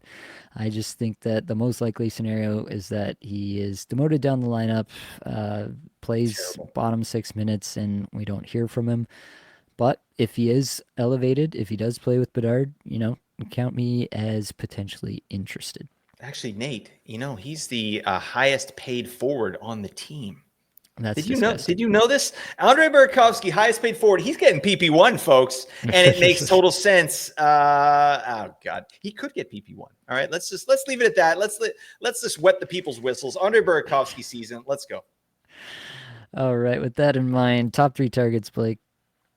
You got to go Bedard. I mean, that's this is an interesting conversation. Where are you drafting Bedard? Because he fell. We were doing best balls over here at Apples and Ginos. Get into the Discord. Get into the best balls. We're doing that. But I've got Bedard in the 7th round twice. 7th round Bedard. I mean, if our projections hold 67 points, that makes sense. But is that value? Where are you at with Bedard, and where should we draft him? Yeah, I think a lot of that in the best ball is a little bit of a specific environment where centers are super devalued because of Fantrax's inability to do dual position eligibility for the best balls that we're doing. So there is some added pressure there, but I do think like 5th round is maybe where he's going to go. Even with the name brand, I could see him being down in the 5th round because he didn't take that step. They didn't really add anything of major significance this year. So I think, yeah, maybe 5th round is where he goes. And, you could do worse there. It's just a player I don't want to be out on because of the talent, right? That's the tough part for me, and the reason that I still put him here as well is I just find it really hard to be out on the player, even after everything we said about how hard it's going to be for him. Like, if there are very few players across the NHL who you think might be able to just completely transcend their situation, and Connor Bedard, I honestly think could be that guy. So I don't want to write him off completely just because of, a base projection that we have here. I do want to potentially take some swings if he does fall in some drafts. Yep, absolutely. Love Bedard there. Sam Rinzel's my second. I just took him because I think he's going to get power play 1 marginally. So I've got Rinzel there, and then Toivo Teravainen as my third. As I mentioned, I think he's going to be your premium stream for Chicago with a little bit for more. I don't know. Right, for myself, Bedard number 1, as we mentioned. Artyom Levshunov is my number 2, again, just because he's my pick for the top power play quarterback role at the moment. Frank Nazar is my number 3 because, again, I see at least a path where he could exceed expectation, take another step in his development, and actually turn into a little bit of something for fantasy purposes. All right, well, at the halfway point here, Blake is opening up the V as deeply as possible. You should definitely go into the description if you can tear your eyes away from the screen for just one moment. Join the Discord community. As we mentioned, doing best balls in there, $5 best ball leagues. And there's a prize. We don't take any money from the best balls. It's just I do. everybody puts their money into the pot, and first, second, and third win some money back at the end of the year. Definitely get in there, though. It's a great way to draft. It is kind of its own unique format with its own unique kind of ADP because of that. But you can get in there low cost, get yourself acquainted with the situation for the year. Sign up for the Patreon. We are going to be debuting the Apples and Ginos Patron League, the APL, coming up soon. So the Apple. I'm surprised you haven't been saying this, Nate. The Apple League, the APL, the Apple. Okay. Are you guys getting it? Yes, I think everybody's getting it. But it's going to be fun this year. We've had a lot of people asking about it, wanting to have some sort of league like this with Apples and Ginos, and so we are listening to the people and creating the product. We do that. We do that. Sign up for the free newsletter. That link is in the description as well. We're going to be rolling those out in season with a lot of good content. And if you are here and you're listening to this, if you could like, rate, review, subscribe, comment, whatever you can do for us, it really would help us out. All right, Blake, are you ready for round 2? I'm ready, buddy. Let's get into it. Colorado. This is a team where, we feel like we know what to expect from Colorado, but they have made some pretty significant player personnel decisions over the last year. Mikko Rantanen out, Jonathan Drouin out, Casey Middlestad is out, Charlie Coyle hardly knew ya. Key additions, Gabriel Landeskog is back, so that's a thing. Brock Nelson acquired, Martin Necas acquired, and Brent Burns joins as a free agent in the offseason here. High level, Blake, better or worse after the changes here? It's tough. You remember Nathan McKinnon's interview after they lost in 7 games? They're like, I guess we're not good enough. Like, he was so down, and I was like, buddy, your team's a wagon. Like, yeah, you lost the 7-game series, but chin up, my man. I think they're better. I think they're marginally better. You lose Rantanen. Okay, sorry, I'm getting ahead of myself here. Yeah, you lose Rantanen, but I feel like the moves they've done, like Brock Nelson in particular, to shore up that second line over Casey Middlestad. Damn, that's a major victory there. And then Necas to kind of fill Rantanen's spot. I like that. I mean, obviously I like Necas. He's not Rantanen, but he does a lot of the things well that Rantanen does, and I think there was an absolute fit between him and Nathan McKinnon. So yeah, I would say they're maybe a little bit down just because of loss of Rantanen, but the moves that have been made are really solid in my opinion. Can't agree more. Let's move on to the coach. Jared Bednar returns as the bench boss. This is the coach that fantasy managers would craft in a lab if they could. Spends all of his minutes on his top players, every single minute on the power play, every single minute at even strength, goes to the top 6, and we love that for fantasy purposes. I am kind of lukewarm on Jared Bednar as a real-life coach. I don't think he's, made some of the adjustments in the playoffs that might have gotten the Avalanche over the hump necessarily. I think they're also a little bit unlucky against Dallas. They're dominating in a fair number of those games and not getting the result. So I don't know how much I want to dig into that, but for fantasy purposes, Jared Bednar, about as good as it gets. Yeah, I think that just in general, less about coaching, but more about luck last year with Colorado. They didn't finish very well. Certainly at even strength, and the power play. This should be a top 5 power play, and they were 9th, right? So there are just a couple little things there that I think take that little bit away from the Avalanche. But Bednar knows what he has here, and I think they're going to be a wagon again this year with some of these additions. Let's talk about that power play. McKinnon, Makar are locks. Necas as well, Blake. You gotta. All right, this man is that's why I loved him so much in Carolina, because Rod Brindamore had no choice but to put Necas on top power play, and we saw what the hell he did. He got 17 power play points in the first 25 games, right, or whatever it was. That's more than he had the year previous, Martin Necas. So he's an elite power play performer. Him and Nathan McKinnon have some chemistry there. So yeah, I think Necas is going to be a lock. All right, that leaves 2 forward spots for Lehkonen, Nichushkin, Landeskog. This is where it gets a little bit tough. For myself, I'll take the first stab at it here. My bet is that Lehkonen is the odd man out here. He has been in the past when they've had everybody healthy. He has kind of been the odd man out, and he also contributes a lot more at different facets of the game than some of the other guys. So, for my money, Lehkonen is most likely to be the odd man out.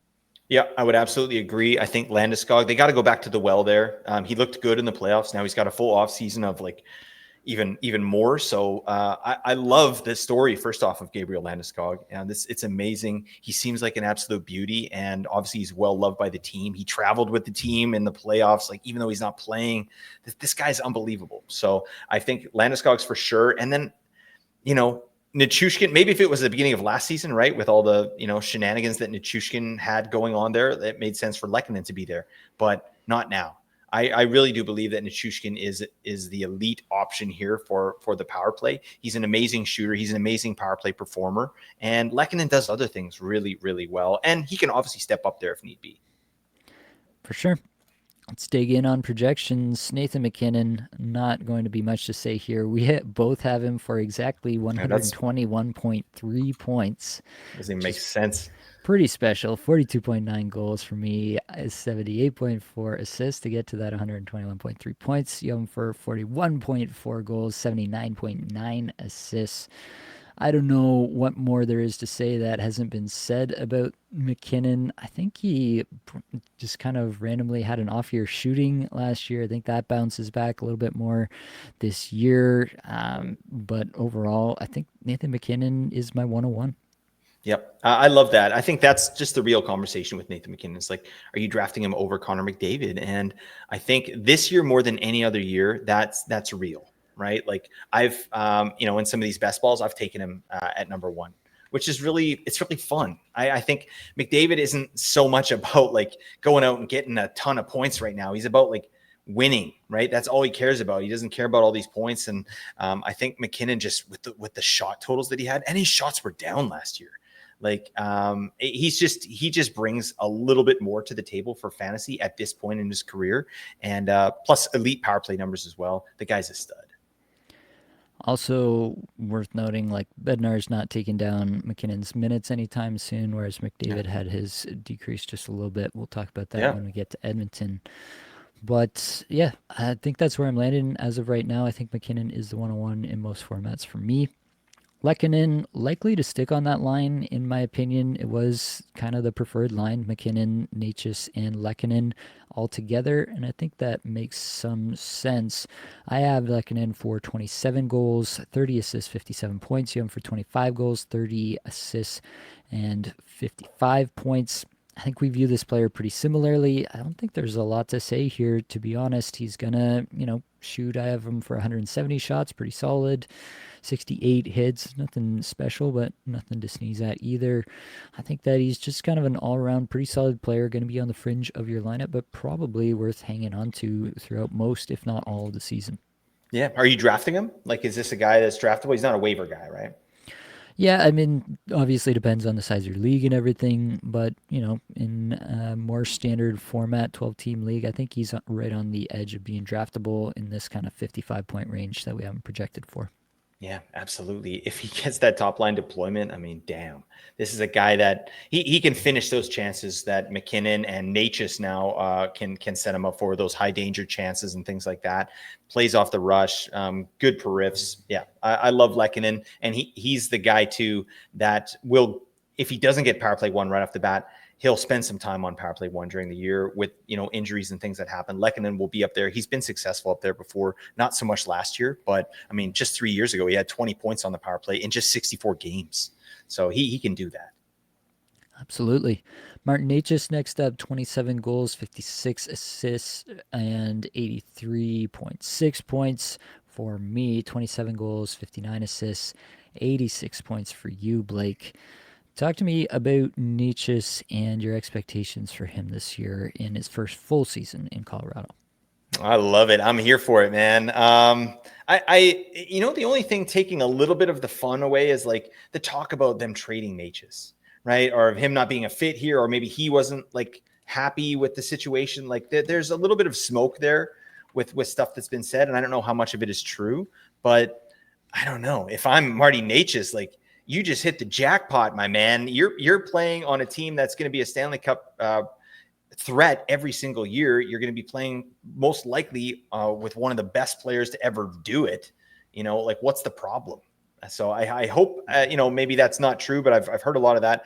But either way, like the power play is really where Nature's going to make his bacon. I've got him for 29 power play points, which I think is light, right? I think there's much more potential there. So I've got him for an 85-point season.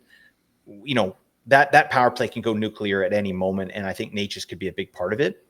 I just am such a big fan of the player. What I hate is that all that value that we had with Necas, it's nuked. It's gone. You're having to go third round for Marty Necas right now. And it makes sense if he's an 85-point player, 8 point per game player. Yeah, third round makes absolute sense. But we've really lost that value. That said, I've picked him up in a couple spots in best ball because, yeah, I really do believe in the talent of the player. And he's going to get that 20-minute treatment, I believe, as well. And he's going to be really good on the power play. So, not too much more to say on Necas. I think he's landed in a plum spot, and I hope he has a massive year, and I hope he signs for a crap ton of term and sticks it out with his team. Yeah, I think that either way, he's going to have a big year. This is a Jared Bednar team. He's going to get all the minutes. The talk about him like being unhappy or whatever, I believe that only came from Nick Kyprios. Kyprios, like, I don't want to drag somebody too much, but he Oh, he's throws not a here. lot. He throws a lot of stuff at the wall, hoping something will stick. And yeah, I just don't know that I'm ready to believe that. I think really he was trying to say that like they haven't signed a deal yet, so like maybe he's not like just super ecstatic and they didn't have something worked out ready to go for the first minute that he could have signed an extension. And I don't know. I hope that's true. Yeah. I'm not ready to just like lay all my belief in Martin Necas being unhappy alongside Nathan McKinnon on line one, power play one. Like, really? That's what we're going with? Is that he's unhappy playing with Nathan McKinnon in his prime? I just find that super hard to believe unless there's way more stuff going on behind the scenes than we're aware of. So for me, I'm pretty much in on Necas. I do think third round is pretty valid for him. Right wing, going to be a scarce position again, as we know. And point per game player, playing a ton of minutes under Jared Bednar. I think it makes sense. All right, Brock Nelson next up here.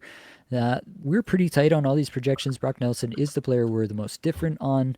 I have him for 27 goals, 31 assists, 58 points. You have him for 24 goals, 30 assists, 54 points.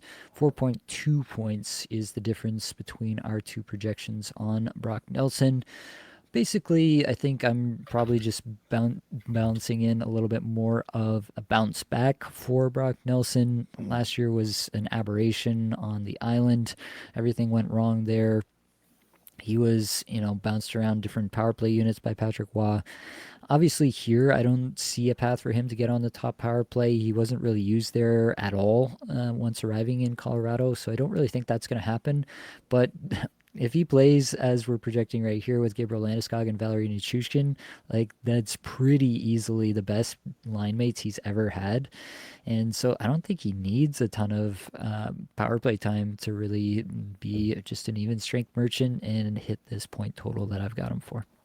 Yeah, I love it. And I can absolutely see it. I mean, you got him for 58 points.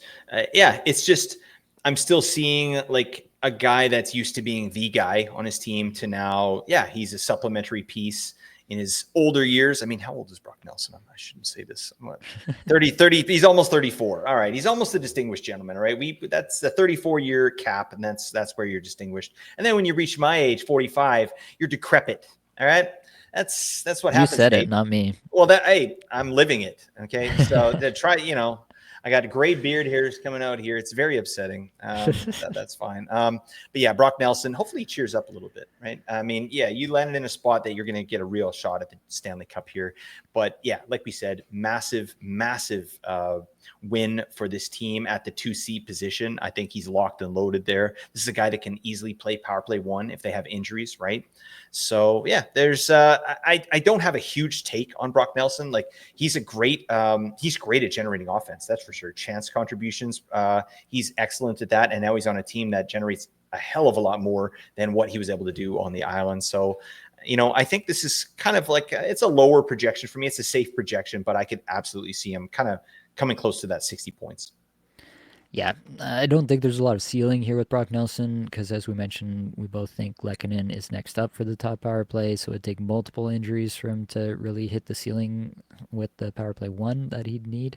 So either way, I don't think it's a player that I'm really targeting, but interesting to talk through nonetheless. Gabriel Landeskog I have for 28 goals, 31 assists, 59 points. You have for 26 goals, 34 assists, 60 points on the dot. Landeskog is interesting to me. He is, the injury notwithstanding, he is getting older. So there is, even just if the injury didn't exist, we would probably be starting to think about, the fact that he's going to turn 33 in November this year. Mm-hmm. Is he starting to slow down at all? Honestly, in the playoffs, limited sample for sure, but he looked like right back to where he was before. The underlying stats all looked terrific. I really liked what I saw from Gabriel Landeskog there. Was totally willing to throw the body at an insanely high rate. It was playoffs, so it's to be expected, but the fact that he was willing to do that suggests to me that he wasn't all that worried about re-injuring anything or being somewhat timid his first time back in NHL action. So I love that for Landeskog. There is probably a little bit more ceiling here if he reunites with McKinnon on the top line instead of Lehkonen, as we have it mostly projected here. Probably throughout the year, we've seen this from Bednar too, that he does shuffle up the top 6 throughout the course of the season. So wouldn't be shocked at all to see him do that once again this year, and Landeskog gets some time with McKinnon. But either way, I think that this is going to be a valuable player for fantasy. Left winger, 200 plus shots. I have him for 117 hits. I think that there's some value here with Gabe Landeskog. Yeah, absolutely. I mean, this is a guy people are forgetting about in drafts, and I think our projections are a little bit low. Like I've got him for 60, you got him for 50, 59. I got him for 60, but that's for me with 16 power play points. If he's on power play 1 all year, is he going to get 16? I think it'd probably be closer to like 20, 25 potentially. Like it could really, like that ceiling could really pop off even with the same amount of ice time here. Like what did you get him for power play time? I have him at 3 minutes. Yeah, I gave him 3 as well, and it only came out to 16 points. That's interesting. Yeah, just based on some of his old numbers, but he's one of those guys like Zach Hyman, right? Who he's not really involved so much in setting up the play. He's the guy at the end of passes, putting the biscuit in the basket, right? So it's not like he's going to get these insane numbers like a guy like Marty Necas or McKinnon or Makar because he's not touching the puck as much. But that said, I've got him for 59.5 points, 60 points. He could easily get 65. He could get 70, like if that power play really gets cooking with him on it. So yeah, I think this is absolutely a swing you need to take, and he seems fully healthy to me. Totally agreed there. Valerie Nichushkin, we both also have for top power play. I have him for 34 goals, 26 assists, 60 points. You have him for 32 goals, 28 assists, also 60 points. View the player pretty similarly. I have him for 228 shots, over 100 hits, so some good stuff there. I think he's going to have a big even strength role, a big power play role. All of it seems to be lining up for Nichushkin. I think, again, this is a player I have for 17.5 power play points. If he gets a little bit more power play share in terms of his IPP, that he could actually outdo this number by a fair bit and be a big-time value here. It's not out of the realm of possibility for me. I would like to have some shares of Valerie Nichushkin this year as well.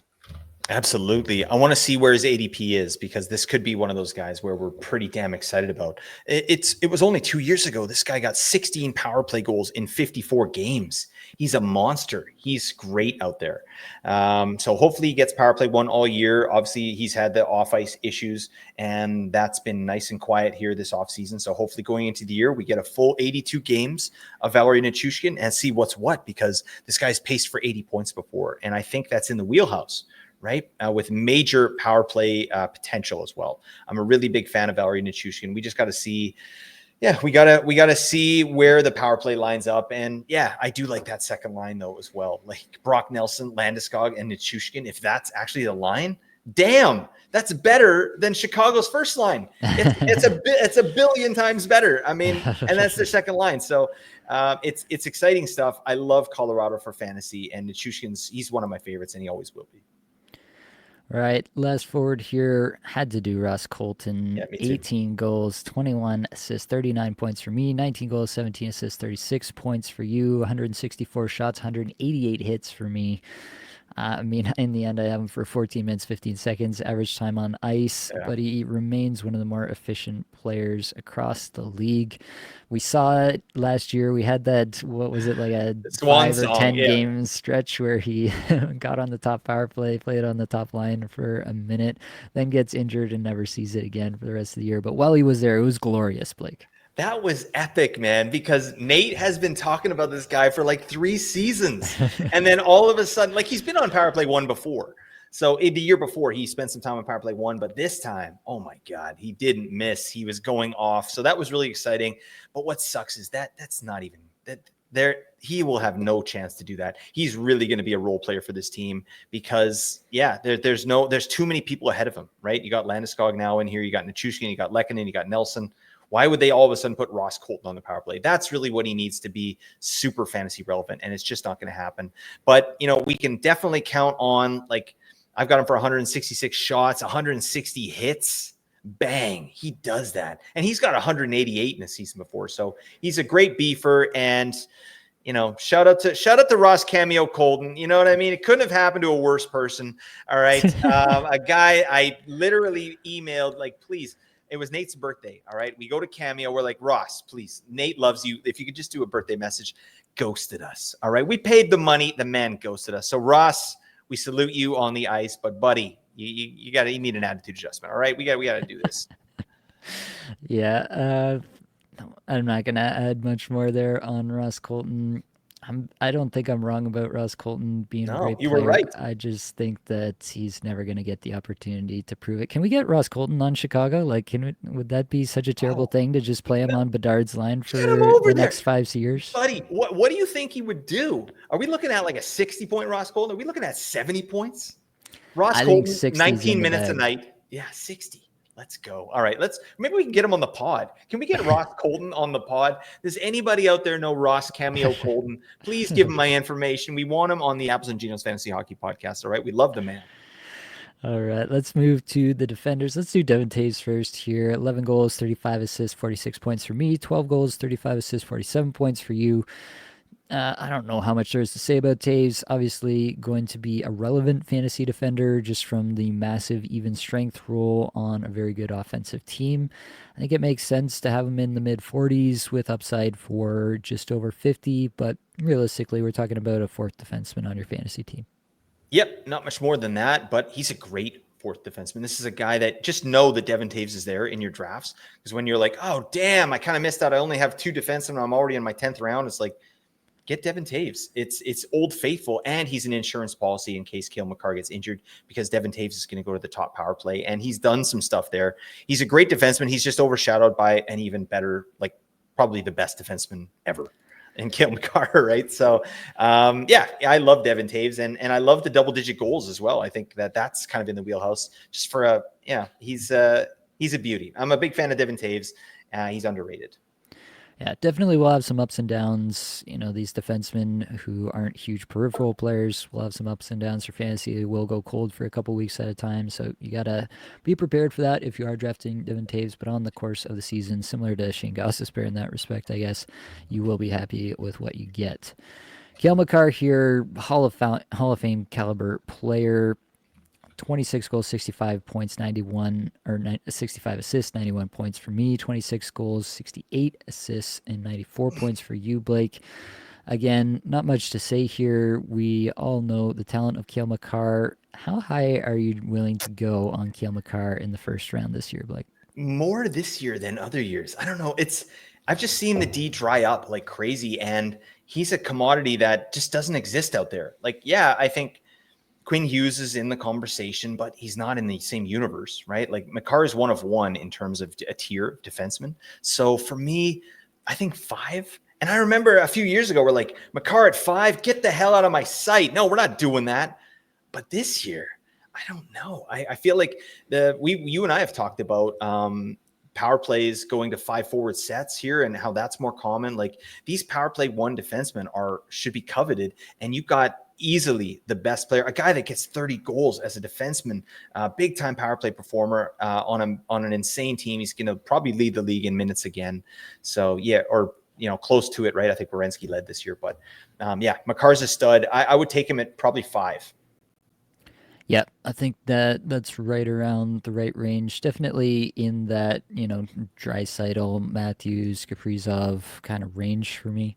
So I'm not going to argue too much with you if you decide to take him more towards the back end of that or the front end of that, but definitely in that tier for fantasy. And honestly, he kind of has been for me for the past number of years. It hasn't been a popular take, but I have had Cale Makar on some teams and been quite happy with it. He has just like lapped the field at defense in terms of his fantasy points per game over the next highest guy. It's been Makar by a mile the last I think 3 years in a row, and it's not been particularly close any of those years. So yeah, what can you say about Cale Makar?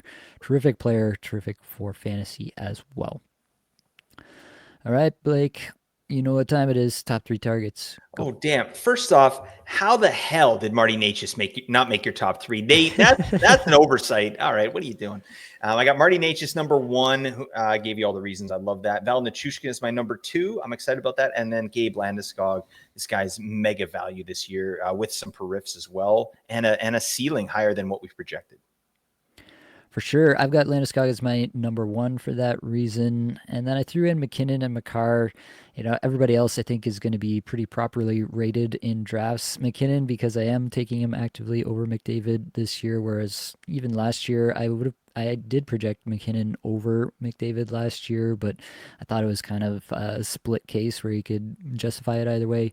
This year I am actually landing solidly on the McKinnon side in my draft. So wanted to make that statement here with the top 3 targets. And Makar, for myself, I would take him at number 4 this year, which is a bit of a bold take, I think, but that's where I'm landing on Cale Makar. Last one here. We got to go over to Columbus. Key departures here. This is going to be just Daniil Tarasov and Justin Danforth. Nothing too much here, realistically. And the key addition here is Charlie Coyle.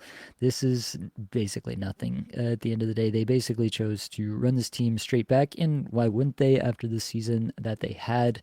Massively overachieved everybody's expectations. Expectations were basically that Columbus would be a lottery team at the beginning of the year. And obviously, that is not what happened. They were in the playoff hunt right till the end, nearly pushed it across the finish line. One of the big reasons for that, Dean Evason, who will return as head coach here. We talked a lot about this if you go back and listen to us talking about Columbus at the start of last year. Our bull case for the Blue Jackets at the beginning of last year was basically that Dean Evason was the coach to make that happen, that he could be the guy who just identifies the correct players, gives the ice time to the correct players. We saw him do that with Matt Boldy in Minnesota before he left there. Comes to the Blue Jackets, and he absolutely hits the ball out of the park, identifies Marchenko, promotes Voronkov up the lineup. Takes a while with Fantilli, but when Monahan goes down, Fantilli goes to the top line immediately, and he balls out there. Gives Kent Johnson way more minutes than he's ever had. Evason, to me, was a huge difference maker for the Blue Jackets. Maybe had more effect on his team than any other coach across the league for fantasy purposes, at least. The big question now is the shooting percentage a feature of Dean Evison in this system? Because it was pretty sky high for the Blue Jackets last year, or was it just kind of a bit of a random outlier that went along with a great season from a lot of their players? Where do you fall kind of on that spectrum there, Blake? I don't know. I don't know yet. I feel like it's hard after just one season when you see such an outlier like that. And also, you throw in the tragic death of Johnny Gaudreau. Like this team really had something to play for, and it was kind of a magical season in that way. And I think about that with Washington as well. Like they had a magical kind of story to get themselves, like they always had something to fall back on mentally to be like, I don't feel good right now. Like, you know what? Let's push through. Let's go. And so when I see what they did, like I'm looking at the micro stats just in terms of what the team did. This looks like like Chicago. It looks like the Chicago Blackhawks. That's what their microstats look like. Their chances for percentage, right, at 5-on-5, 28th in the league. Their rush shots for percentage, that means like the rush shots they did themselves and the rush shots they had against them, 28th in the league. The in zone shots for percentage, 28th in the league.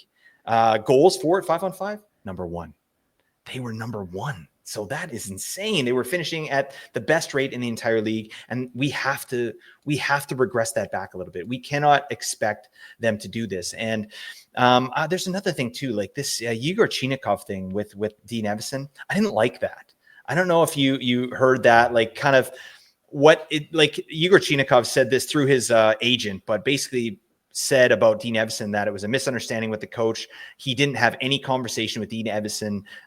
He was being benched for games. There was no like reasoning why. And it all depends on who you believe, because Dean Evison said there was conversation, but I don't know. That's not a good look for me. And something I did think about Dean Evison when he got hired is like, this is one of those old dogs. This is one of those guys like, who potentially, like, if you're in his bad books, like he can really make life miserable for you, potentially, right? This is my perception, a gut take from the outside. So that all said, like he's got the pieces here for a really nice team. And will they be as bad as they were last year in all these metrics? I don't think so, right? They've seen like what is capable, and they have the players to do it.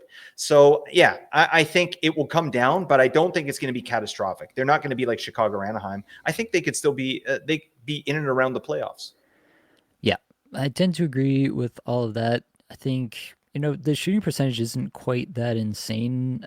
At even strength, they were fifth in the league in shooting percentage. At all strengths, it was ninth. So, yeah, they were on the high side, but it wasn't like they were, the Vancouver Canucks under Rick Tocchet that first year, they were first in shooting percentage, and it was like 1.5% more than the next highest team, which is like just insane when you think about the general Yep. distribution. So it's nothing like that. It's not like some insane outlier in that regard. It's high and higher than you'd expect given the relative talent levels, or what we had perceived at least going into the season were the talent levels of this team. But to some extent, I think that a good chunk of that is repeatable. I think that when you score on more of your shots, you get less shots as well. That is a Yeah. thing that does happen sometimes. So all in all, I'm willing to give them a bit of a pass while still doing some regression from the top end of that shooting percentage on a few players, especially where it really did spike. So we'll dig into that a little more as we go here. Let's talk about the power play. They ended the year with Marchenko, Monahan, Kent Johnson, Werenski on the back end, but Boone Jenner was the fourth member there, which is pretty interesting to me. Obviously, you have other contenders for that fourth spot: Fantilli, Voronkov. Where do you land on this, Blake? Do you think that, well, let's start with the locks as we've done with the other teams. For me, Marchenko, Monahan, given what they did last year, their locks. Werenski, obviously, on the back end. Kent Johnson, I think, was actually a pretty big Dean Evison favorite throughout the year, both at even strength and on the power play. Don't think he's coming off the power play given what he was able to do there last year. So to me, there's four locks here, and it really is only that last spot that's up for grabs. Boone Jenner was a choice at the end of the year last year. Was that just because, he missed some time? I don't really think so. I think they were going for it, right? They were trying to win Yeah. games. Yeah. They were in So, the hunt. yeah, I'm inclined to lean that way, at least to start, that they'll try to run Jenner back out there. He is obviously a pretty different player from the other guys out there, too. He can be kind of that net front guy if that's the way they want to go. Whereas Fantilli's a bit more of a puck possession shooter, and they already have plenty of that on that power play. So, what's your take there? Do you agree, disagree? Yeah, I agree with the four being a lock. So Marchenko, Monahan, Johnson, and Werenski. But I think I've put Voronkov as my top guy here, but I'm not super excited about it, and I'm not super confident in that take either. I feel like there was some good stuff that happened with that team. He can do that net front stuff as well. He's got great hands. But yeah, I projected him for like 230 or 225 or something, and then I projected Boone Jenner for something similar, like 2. And then Fantilli, I just don't think there's a place for him there unless they bump Monahan down. Yeah. Right. Which maybe they would do. But Monahan did have a great year. It's going to be a hard team to really parse out here because of just the inconsistencies in what we saw last year, right? Like you said, the shooting percentage, not crazy, but they were the number 1 team in the league in even strength goals for. Yep. Columbus. So, it's hard to just be like, yeah, they'll do that again. But, if I had to guess, I would say Voronkov starts there and Jenner probably finishes there. I think that's a fair take. Yeah, for my money, I think it does start this way. I think Fantilli works his way on there at times. I'm a little bit worried about Voronkov just in general. After the way that the season ended, he really got pushed down the lineup. He was struggling, obviously, pretty snake bitten, and he just kept going down and down in a spiral at the end of the season. They were trying to win games too, so they weren't going to wait for him to just pop out of the slump and keep running him out there as his confidence was draining. So I don't know how much to really weight that, but I do think he might be second in the pecking order to get on the top power play behind Fantilli. Let's dig in on the projections here. We've got a bunch of players of note. Start with Sean Monahan, 26 goals, 41 assists, 67 points for me, 24 goals, 42 assists, 66 points for you, so very similar here. I think that I tend to believe a fair bit of what we saw from Monahan last year. I mean, obviously, we're regressing him pretty significantly from the pace that he was on last year. That's coming across in the numbers here. But in terms of like the shots that they're going to generate when he's on the ice, that was actually quite high. Both him and Marchenko, really, really high numbers in terms of their actual chance generation, especially together. I think that probably sticks around. I think that was just an instance of some great chemistry between two players. And so I don't really expect that part to regress. I just think a lot of the efficiency will come down for Monahan. Obviously, you think the same, Blake. Yeah. I don't have too much more to add there. But just that I do think that Monahan is this player now. Like it wasn't just last year with Columbus. He did this in Montreal as well.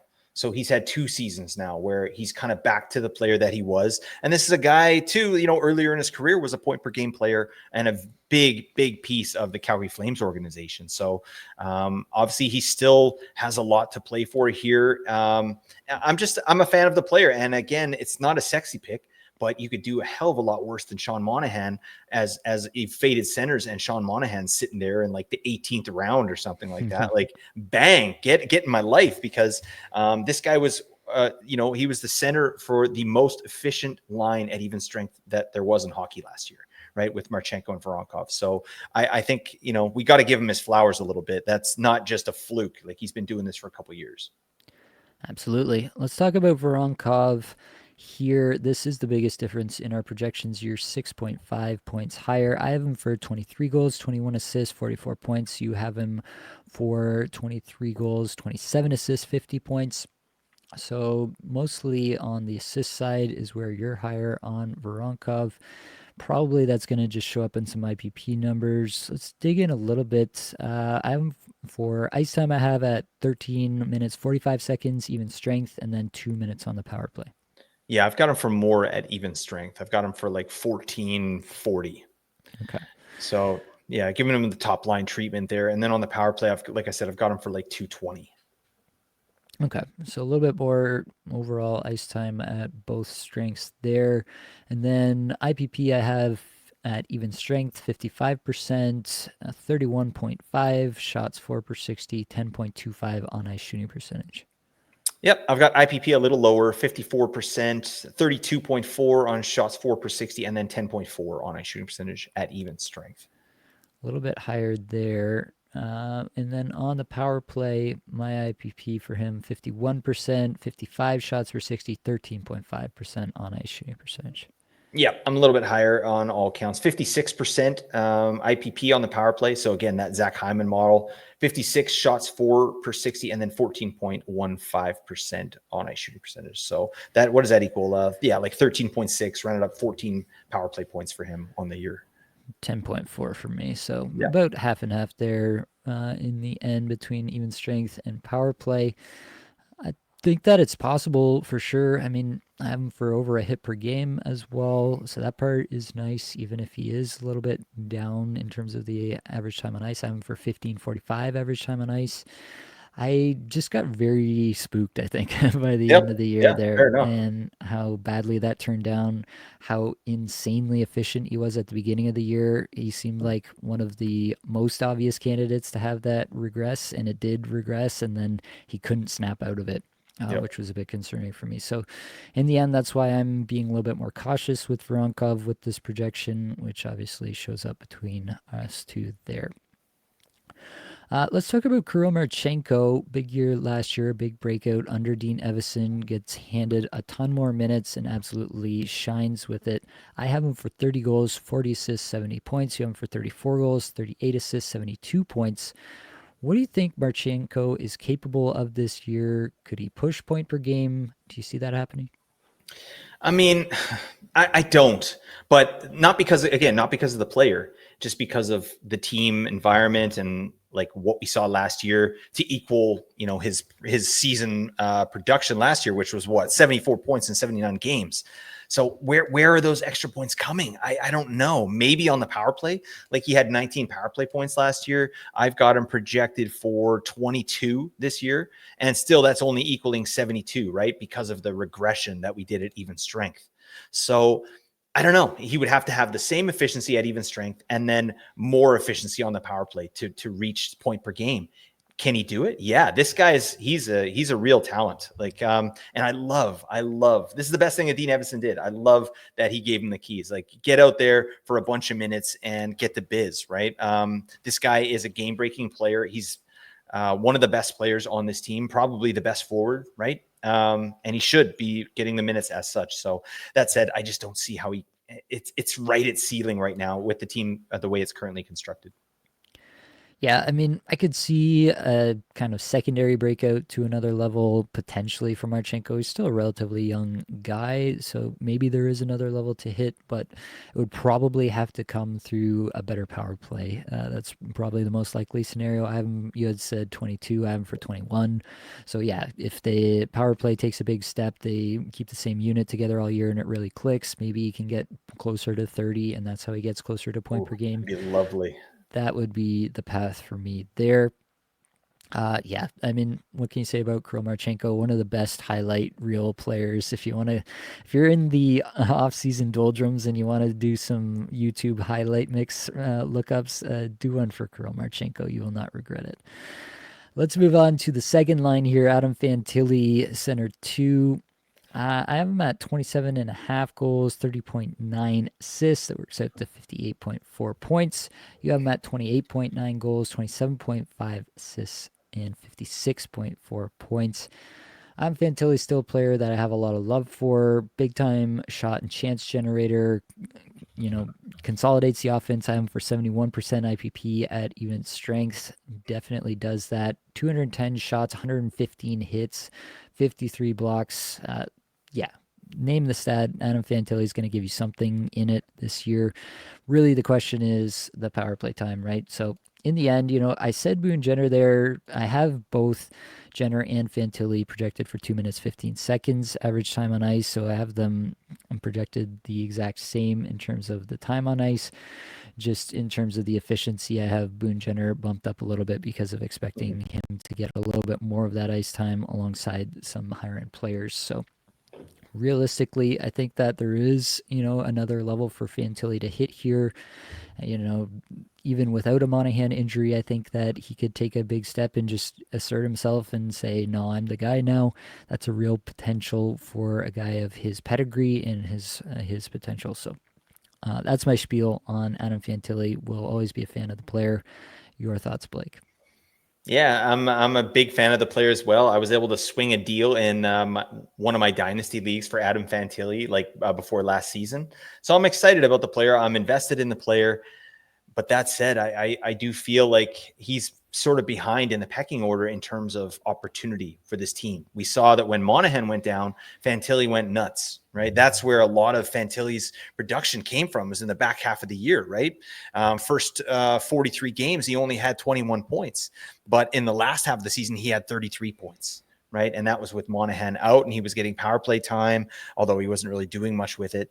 So I'm still kind of tempering expectations on Fantilli. Also, I think there's some defensive inefficiencies there with him that could really limit the ability for him to get out there, right? The ability for him to get in the good books of Dean Evison, right? He's a young player, so of course, right? But that's not what he's here for, right? This is a guy that if Connor Bedard wasn't drafted number one, Fantilli probably should have been drafted number one, and people would have been like loving life. Like, this is a game-breaking player we're picking up here. Meanwhile, he got drafted third, right, after Leo Carlsson. So, he's got that in him, right? But this is an offensive player, and I think he does need to kind of work on his defensive play to sort of get out there in more opportunities, right? And that maybe is what's keeping him from being that 1C as opposed to a 2C, because hopefully this season, Sean Monahan passes that torch and we get to see Fantilli at 1C with better defensive metrics. And like, this is a guy that can get 60 to 70 points in my opinion.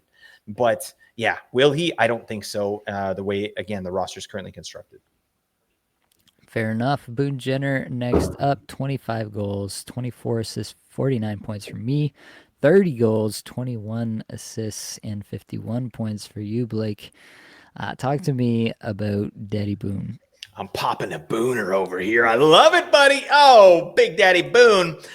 This guy's amazing. I don't know. I was so choked. Like, damn, the Columbus Blue Jackets last year, like, just unbelievable heartbreak. Goodbranson was injured as well. Boone Jenner injured. Like, these are their emotional leaders after what happened there. So it was really tough to see. So I feel like Boone Jenner is going to come back in a big way. He's the captain of the team. He's a beauty. He's great for fantasy, and he's a goal scorer, right? That's, I think, what we can rely on with Boone Jenner. That's why I've got him up around 30 goals. Damn, that would be nice. 30-goal Boone Jenner, that would make me happy. But, I mean, I don't think he's certainly not bringing anything to the table in terms of, like, facilitation or anything like that. This guy's he's a hammer, right? Like, just the puck is the nail. He's the hammer. He's just hitting the nail. Like, that's what he does, right? But amazing per riffs for fantasy. We're loving this. I got him for 220 shots, 136 hits, 73 blocks. That's probably low, right? If he comes back with a real vengeance, like, this is a guy who in the past has been like a 250 shot guy, 100 hits. He could block 100 shots. Like, he can do that, but probably 90 more like. But, I mean, he could lead the league in shot blocks as well. So I'm a big fan of the guy. But, again, he's going to be second line and probably second power play or interchangeable. He's not a lock on top power play, as we talked about. Yeah, I'm super in on Boone Jenner this year, especially if he does get top power play for any length of time. Just fills every stat imaginable, right? As you mentioned, I've look through my numbers as you were saying yours there for the shots, the hits, the blocks. I'm very similar across the board there. Even without the top power play, I still think he's fantasy relevant just because of that massive peripheral floor. And if he does, then I think it's wheels up. I will definitely have a lot of Boone Jenner this year once again. Kent Johnson, 23 goals, 40 assists, 63 points for me, 25 goals, 40 assists, 65 points for you, Blake. I'm coming around on Kent Johnson. This is a player you were much bigger on than me last year. Doesn't show out as much in, the scoring chance generation, the individual stuff, but definitely a player who's a big time facilitator. And it didn't hurt that he shot, what was it, like 19% last year. Definitely one of those guys that we expect to regress this year, but maybe not so much that it's a total write off. I think there might be some people expecting him to take more of a step backward than he actually will. I think this is still a young player on the rise. Dean Evison seems to have established him as a favorite, as I mentioned. I like all of that for his outlook this year, for his prospective ice time. I have him at 17 and a half minutes, getting to 63 points. Any more than that, you could be looking at a 70-point player. I'm kind of in on Kent Johnson. I love it. Yeah, me too, man. This is one of those guys we're gonna see like the even strength efficiency goes down, but the power play numbers should go up. Right. This is potentially, I think he's going to be top power play all year. He only had 2 minutes, 33 seconds average power play time on ice last year. I think that goes up. Let's say it goes up to 3. It goes to 3 minutes. You know, I've got Kent Johnson for 20 power play points. That'll do. Right. That'll freaking play. Because, yeah, that even strength efficiency is going to go down. 19.5 shooting percentage. No, that's not going to happen. But I think he is an efficient shooter, right? He's a model kind of guy of this new NHL. Guys that are electing to hold on to the puck a little bit more, puck possession players that, you know, make the right play as opposed to just chucking pucks, right? Kent Johnson's in the wheelhouse there. And Dean Evison showed some consistency in his deployment as well. So I feel really good about that. And yeah, this guy is going to be available way late in your drafts. And I've got him for 65, but I can absolutely see 70 plus. All right, Charlie Coyle. I don't think there's much here to say. I have him for 15 goals, 24 assists, 39 points. You have him for 13 goals, 22 assists, 35 points. Going to probably be on power play 2, if only to take the face off and then look big in front of the net. But I think he will get there. It's going to be over 100 hits, so he does a little bit of that for you. But realistically, this is a pretty deep league streamer for me. Any thoughts, Blake? The Coilers filling the bowl in Columbus. Oh, buddy, it's a beat. He's been eating flax. All right, so it's all compact. It's a perfectly healthy, solid tubular log. Charlie Coyle, thank you for your service. Sorry, buddy. For fantasy, who cares? But in real life, this is going to make Columbus better. Charlie Coyle's a gamer. This was the 2C in Boston. Now he's going to be a 3C here. Great. Right, penalty kill is going to get better.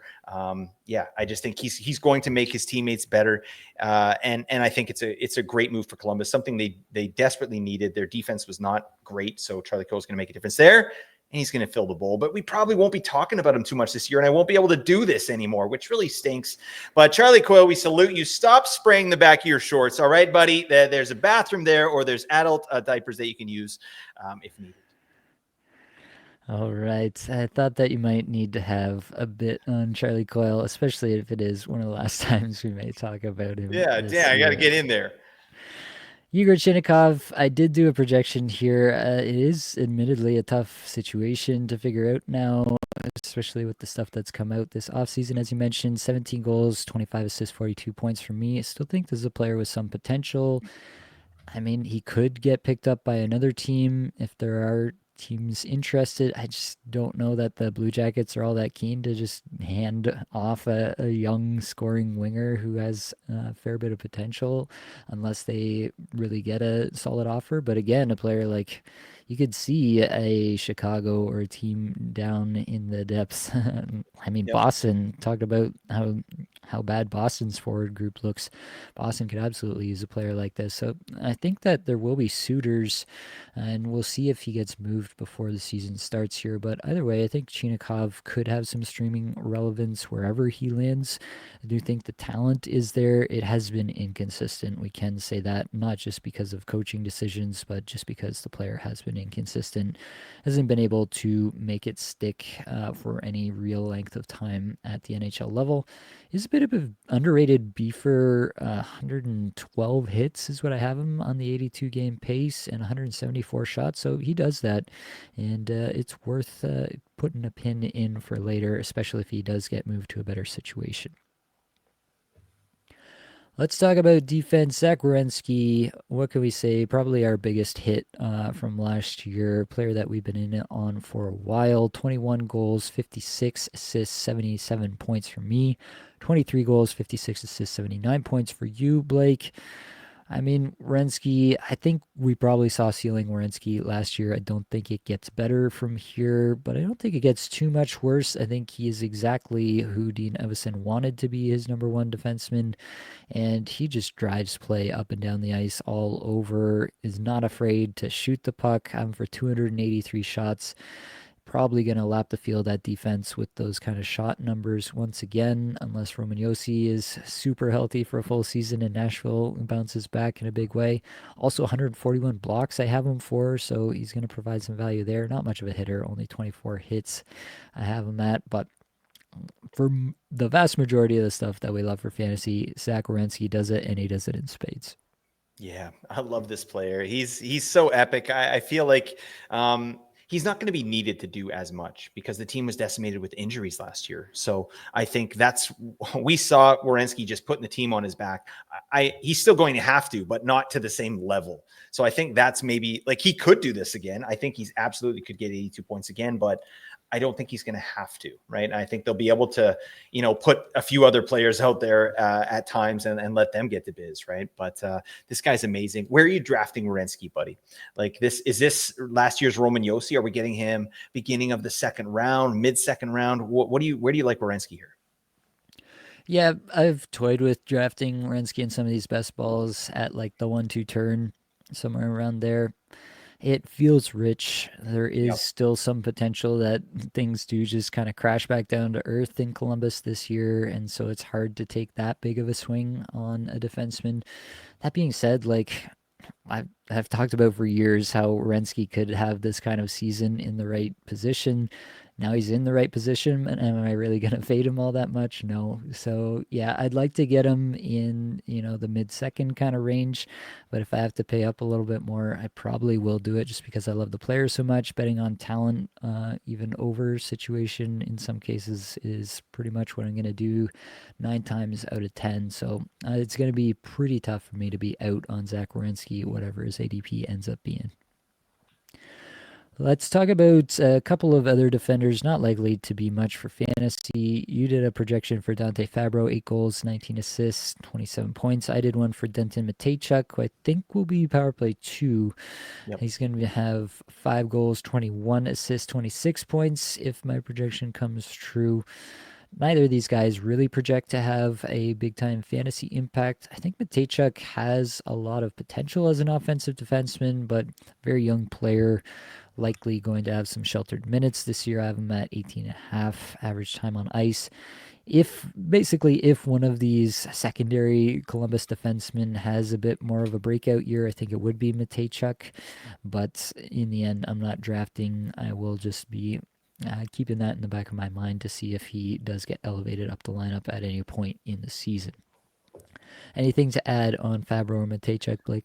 Not I didn't do a Matejchuk. I will by off season end here, but yeah, Dante Fabro I think deserves some flowers for the season that Zach Werenski had.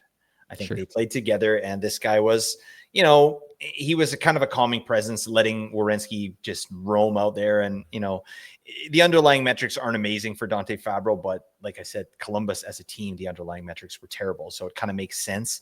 I feel like there's some more juice there with Dante Fabro. I like the goal scoring ability, but his finishing was crazy. Yeah, it's just a guy that I'm happy they picked up. I think makes the team better, and it helps me feel good about Zach Werenski this upcoming season as well, when you got his partner from last year, Dante Fabro, like lined up and ready to go again. So yeah, I like the player. I mean, 27 points, whoop-de-doo. All right, lastly here, the worst head of hair in the league, Ivan Provorov, 6 goals, 24 points, 24 assists, rather, 30 points for me, 6 goals, 22 assists, 28 points for you, Blake. Gets a big extension this offseason. We heard that Columbus was in on Noah Dobson. They fall just short in the sweepstakes there as he goes to Montreal, and so they circle back to Provorov, sign him to a big deal. Probably going to look pretty tough by the end of that deal, but not sure they had a lot of other options to kind of have this kind of minute munching guy who can play in all situations the way Provorov can. So I think that part makes sense. I just refuse to get excited about this player, and I don't think we're even as a streamer. Like, yeah, I guess you can stream him. 142 blocks I have him for, so there's some relevance there. But just over 100 shots, like, there's not much here, Blake. Yeah, he's a decent defenseman in real life, and it's a good signing. Like, obviously, on brand with what happened here this offseason. Everybody just signed their free agents, and yeah, they rolled it back, and it makes sense. I think Provorov can provide some value on the ice, but certainly not for fantasy. All right, top 3 targets, Blake. Let me have it. Kirill Marchenko at number 1, that dancing boy, that beauty, he's out there. And then Kent Johnson, I've got at number 2. I love that. I love this player, and it's a scary one actually. Like it's a scary projection because I feel like it's closer to ceiling, and I don't like that. I like projecting floor, and then like, oh, but this person has a bit of room to go. Well, Kent Johnson, I feel like, yeah, we'll see what happens, right? But I do love that player. I think the offensive talent is there. And then I got Papa Boone Jenner, number 3. I got to get him on the list. I'm just excited about what he brings to the table, certainly for Cats leagues, but he could have a real efficient season and pop off in the goal scoring department as well. All right, for myself, number 1 is going to be Boone Jenner. I think he's going to be damn near free in drafts this year, and you're going to have tons of value out of that, especially in your bangers Cats. Adam Fantilli, number 2 for me, just because I do think there is the potential for him to pop off given the right situation, the right deployment, and to hit another gear that we're not necessarily expecting. That being said, I do think he's going to be a fairly popular sleeper given the end of the year last year, so we'll have to see what the ADP situation looks like. And then Kent Johnson, as I mentioned, I'm in. I'm putting him in here. I am in on Kent Johnson. Well, Blake, we made it to the end. Oh If yeah, there are any really listeners or viewers here, hopefully the viewers are getting a good look at Blake's chest. I can no longer see the bottom of the V. It is off the screen. But if you want to see some more of that, maybe you should join the Discord community and like, rate, review, subscribe, comment. Whatever you can do, as I mentioned before, it really does help us out. But that is going to be all that we've got for this episode. Hopefully, it brought you some value. I hope you get a little bit better at fantasy hockey today. All the advanced stats you heard today came from Natural Stat Trick, terrific free resource. All the micro stats you heard today came from All 3 Zones, terrific paid resource. Many thanks to the band there for supplying the music for the podcast. Be sure to check out their Spotify as well. And that's it, folks. Much love.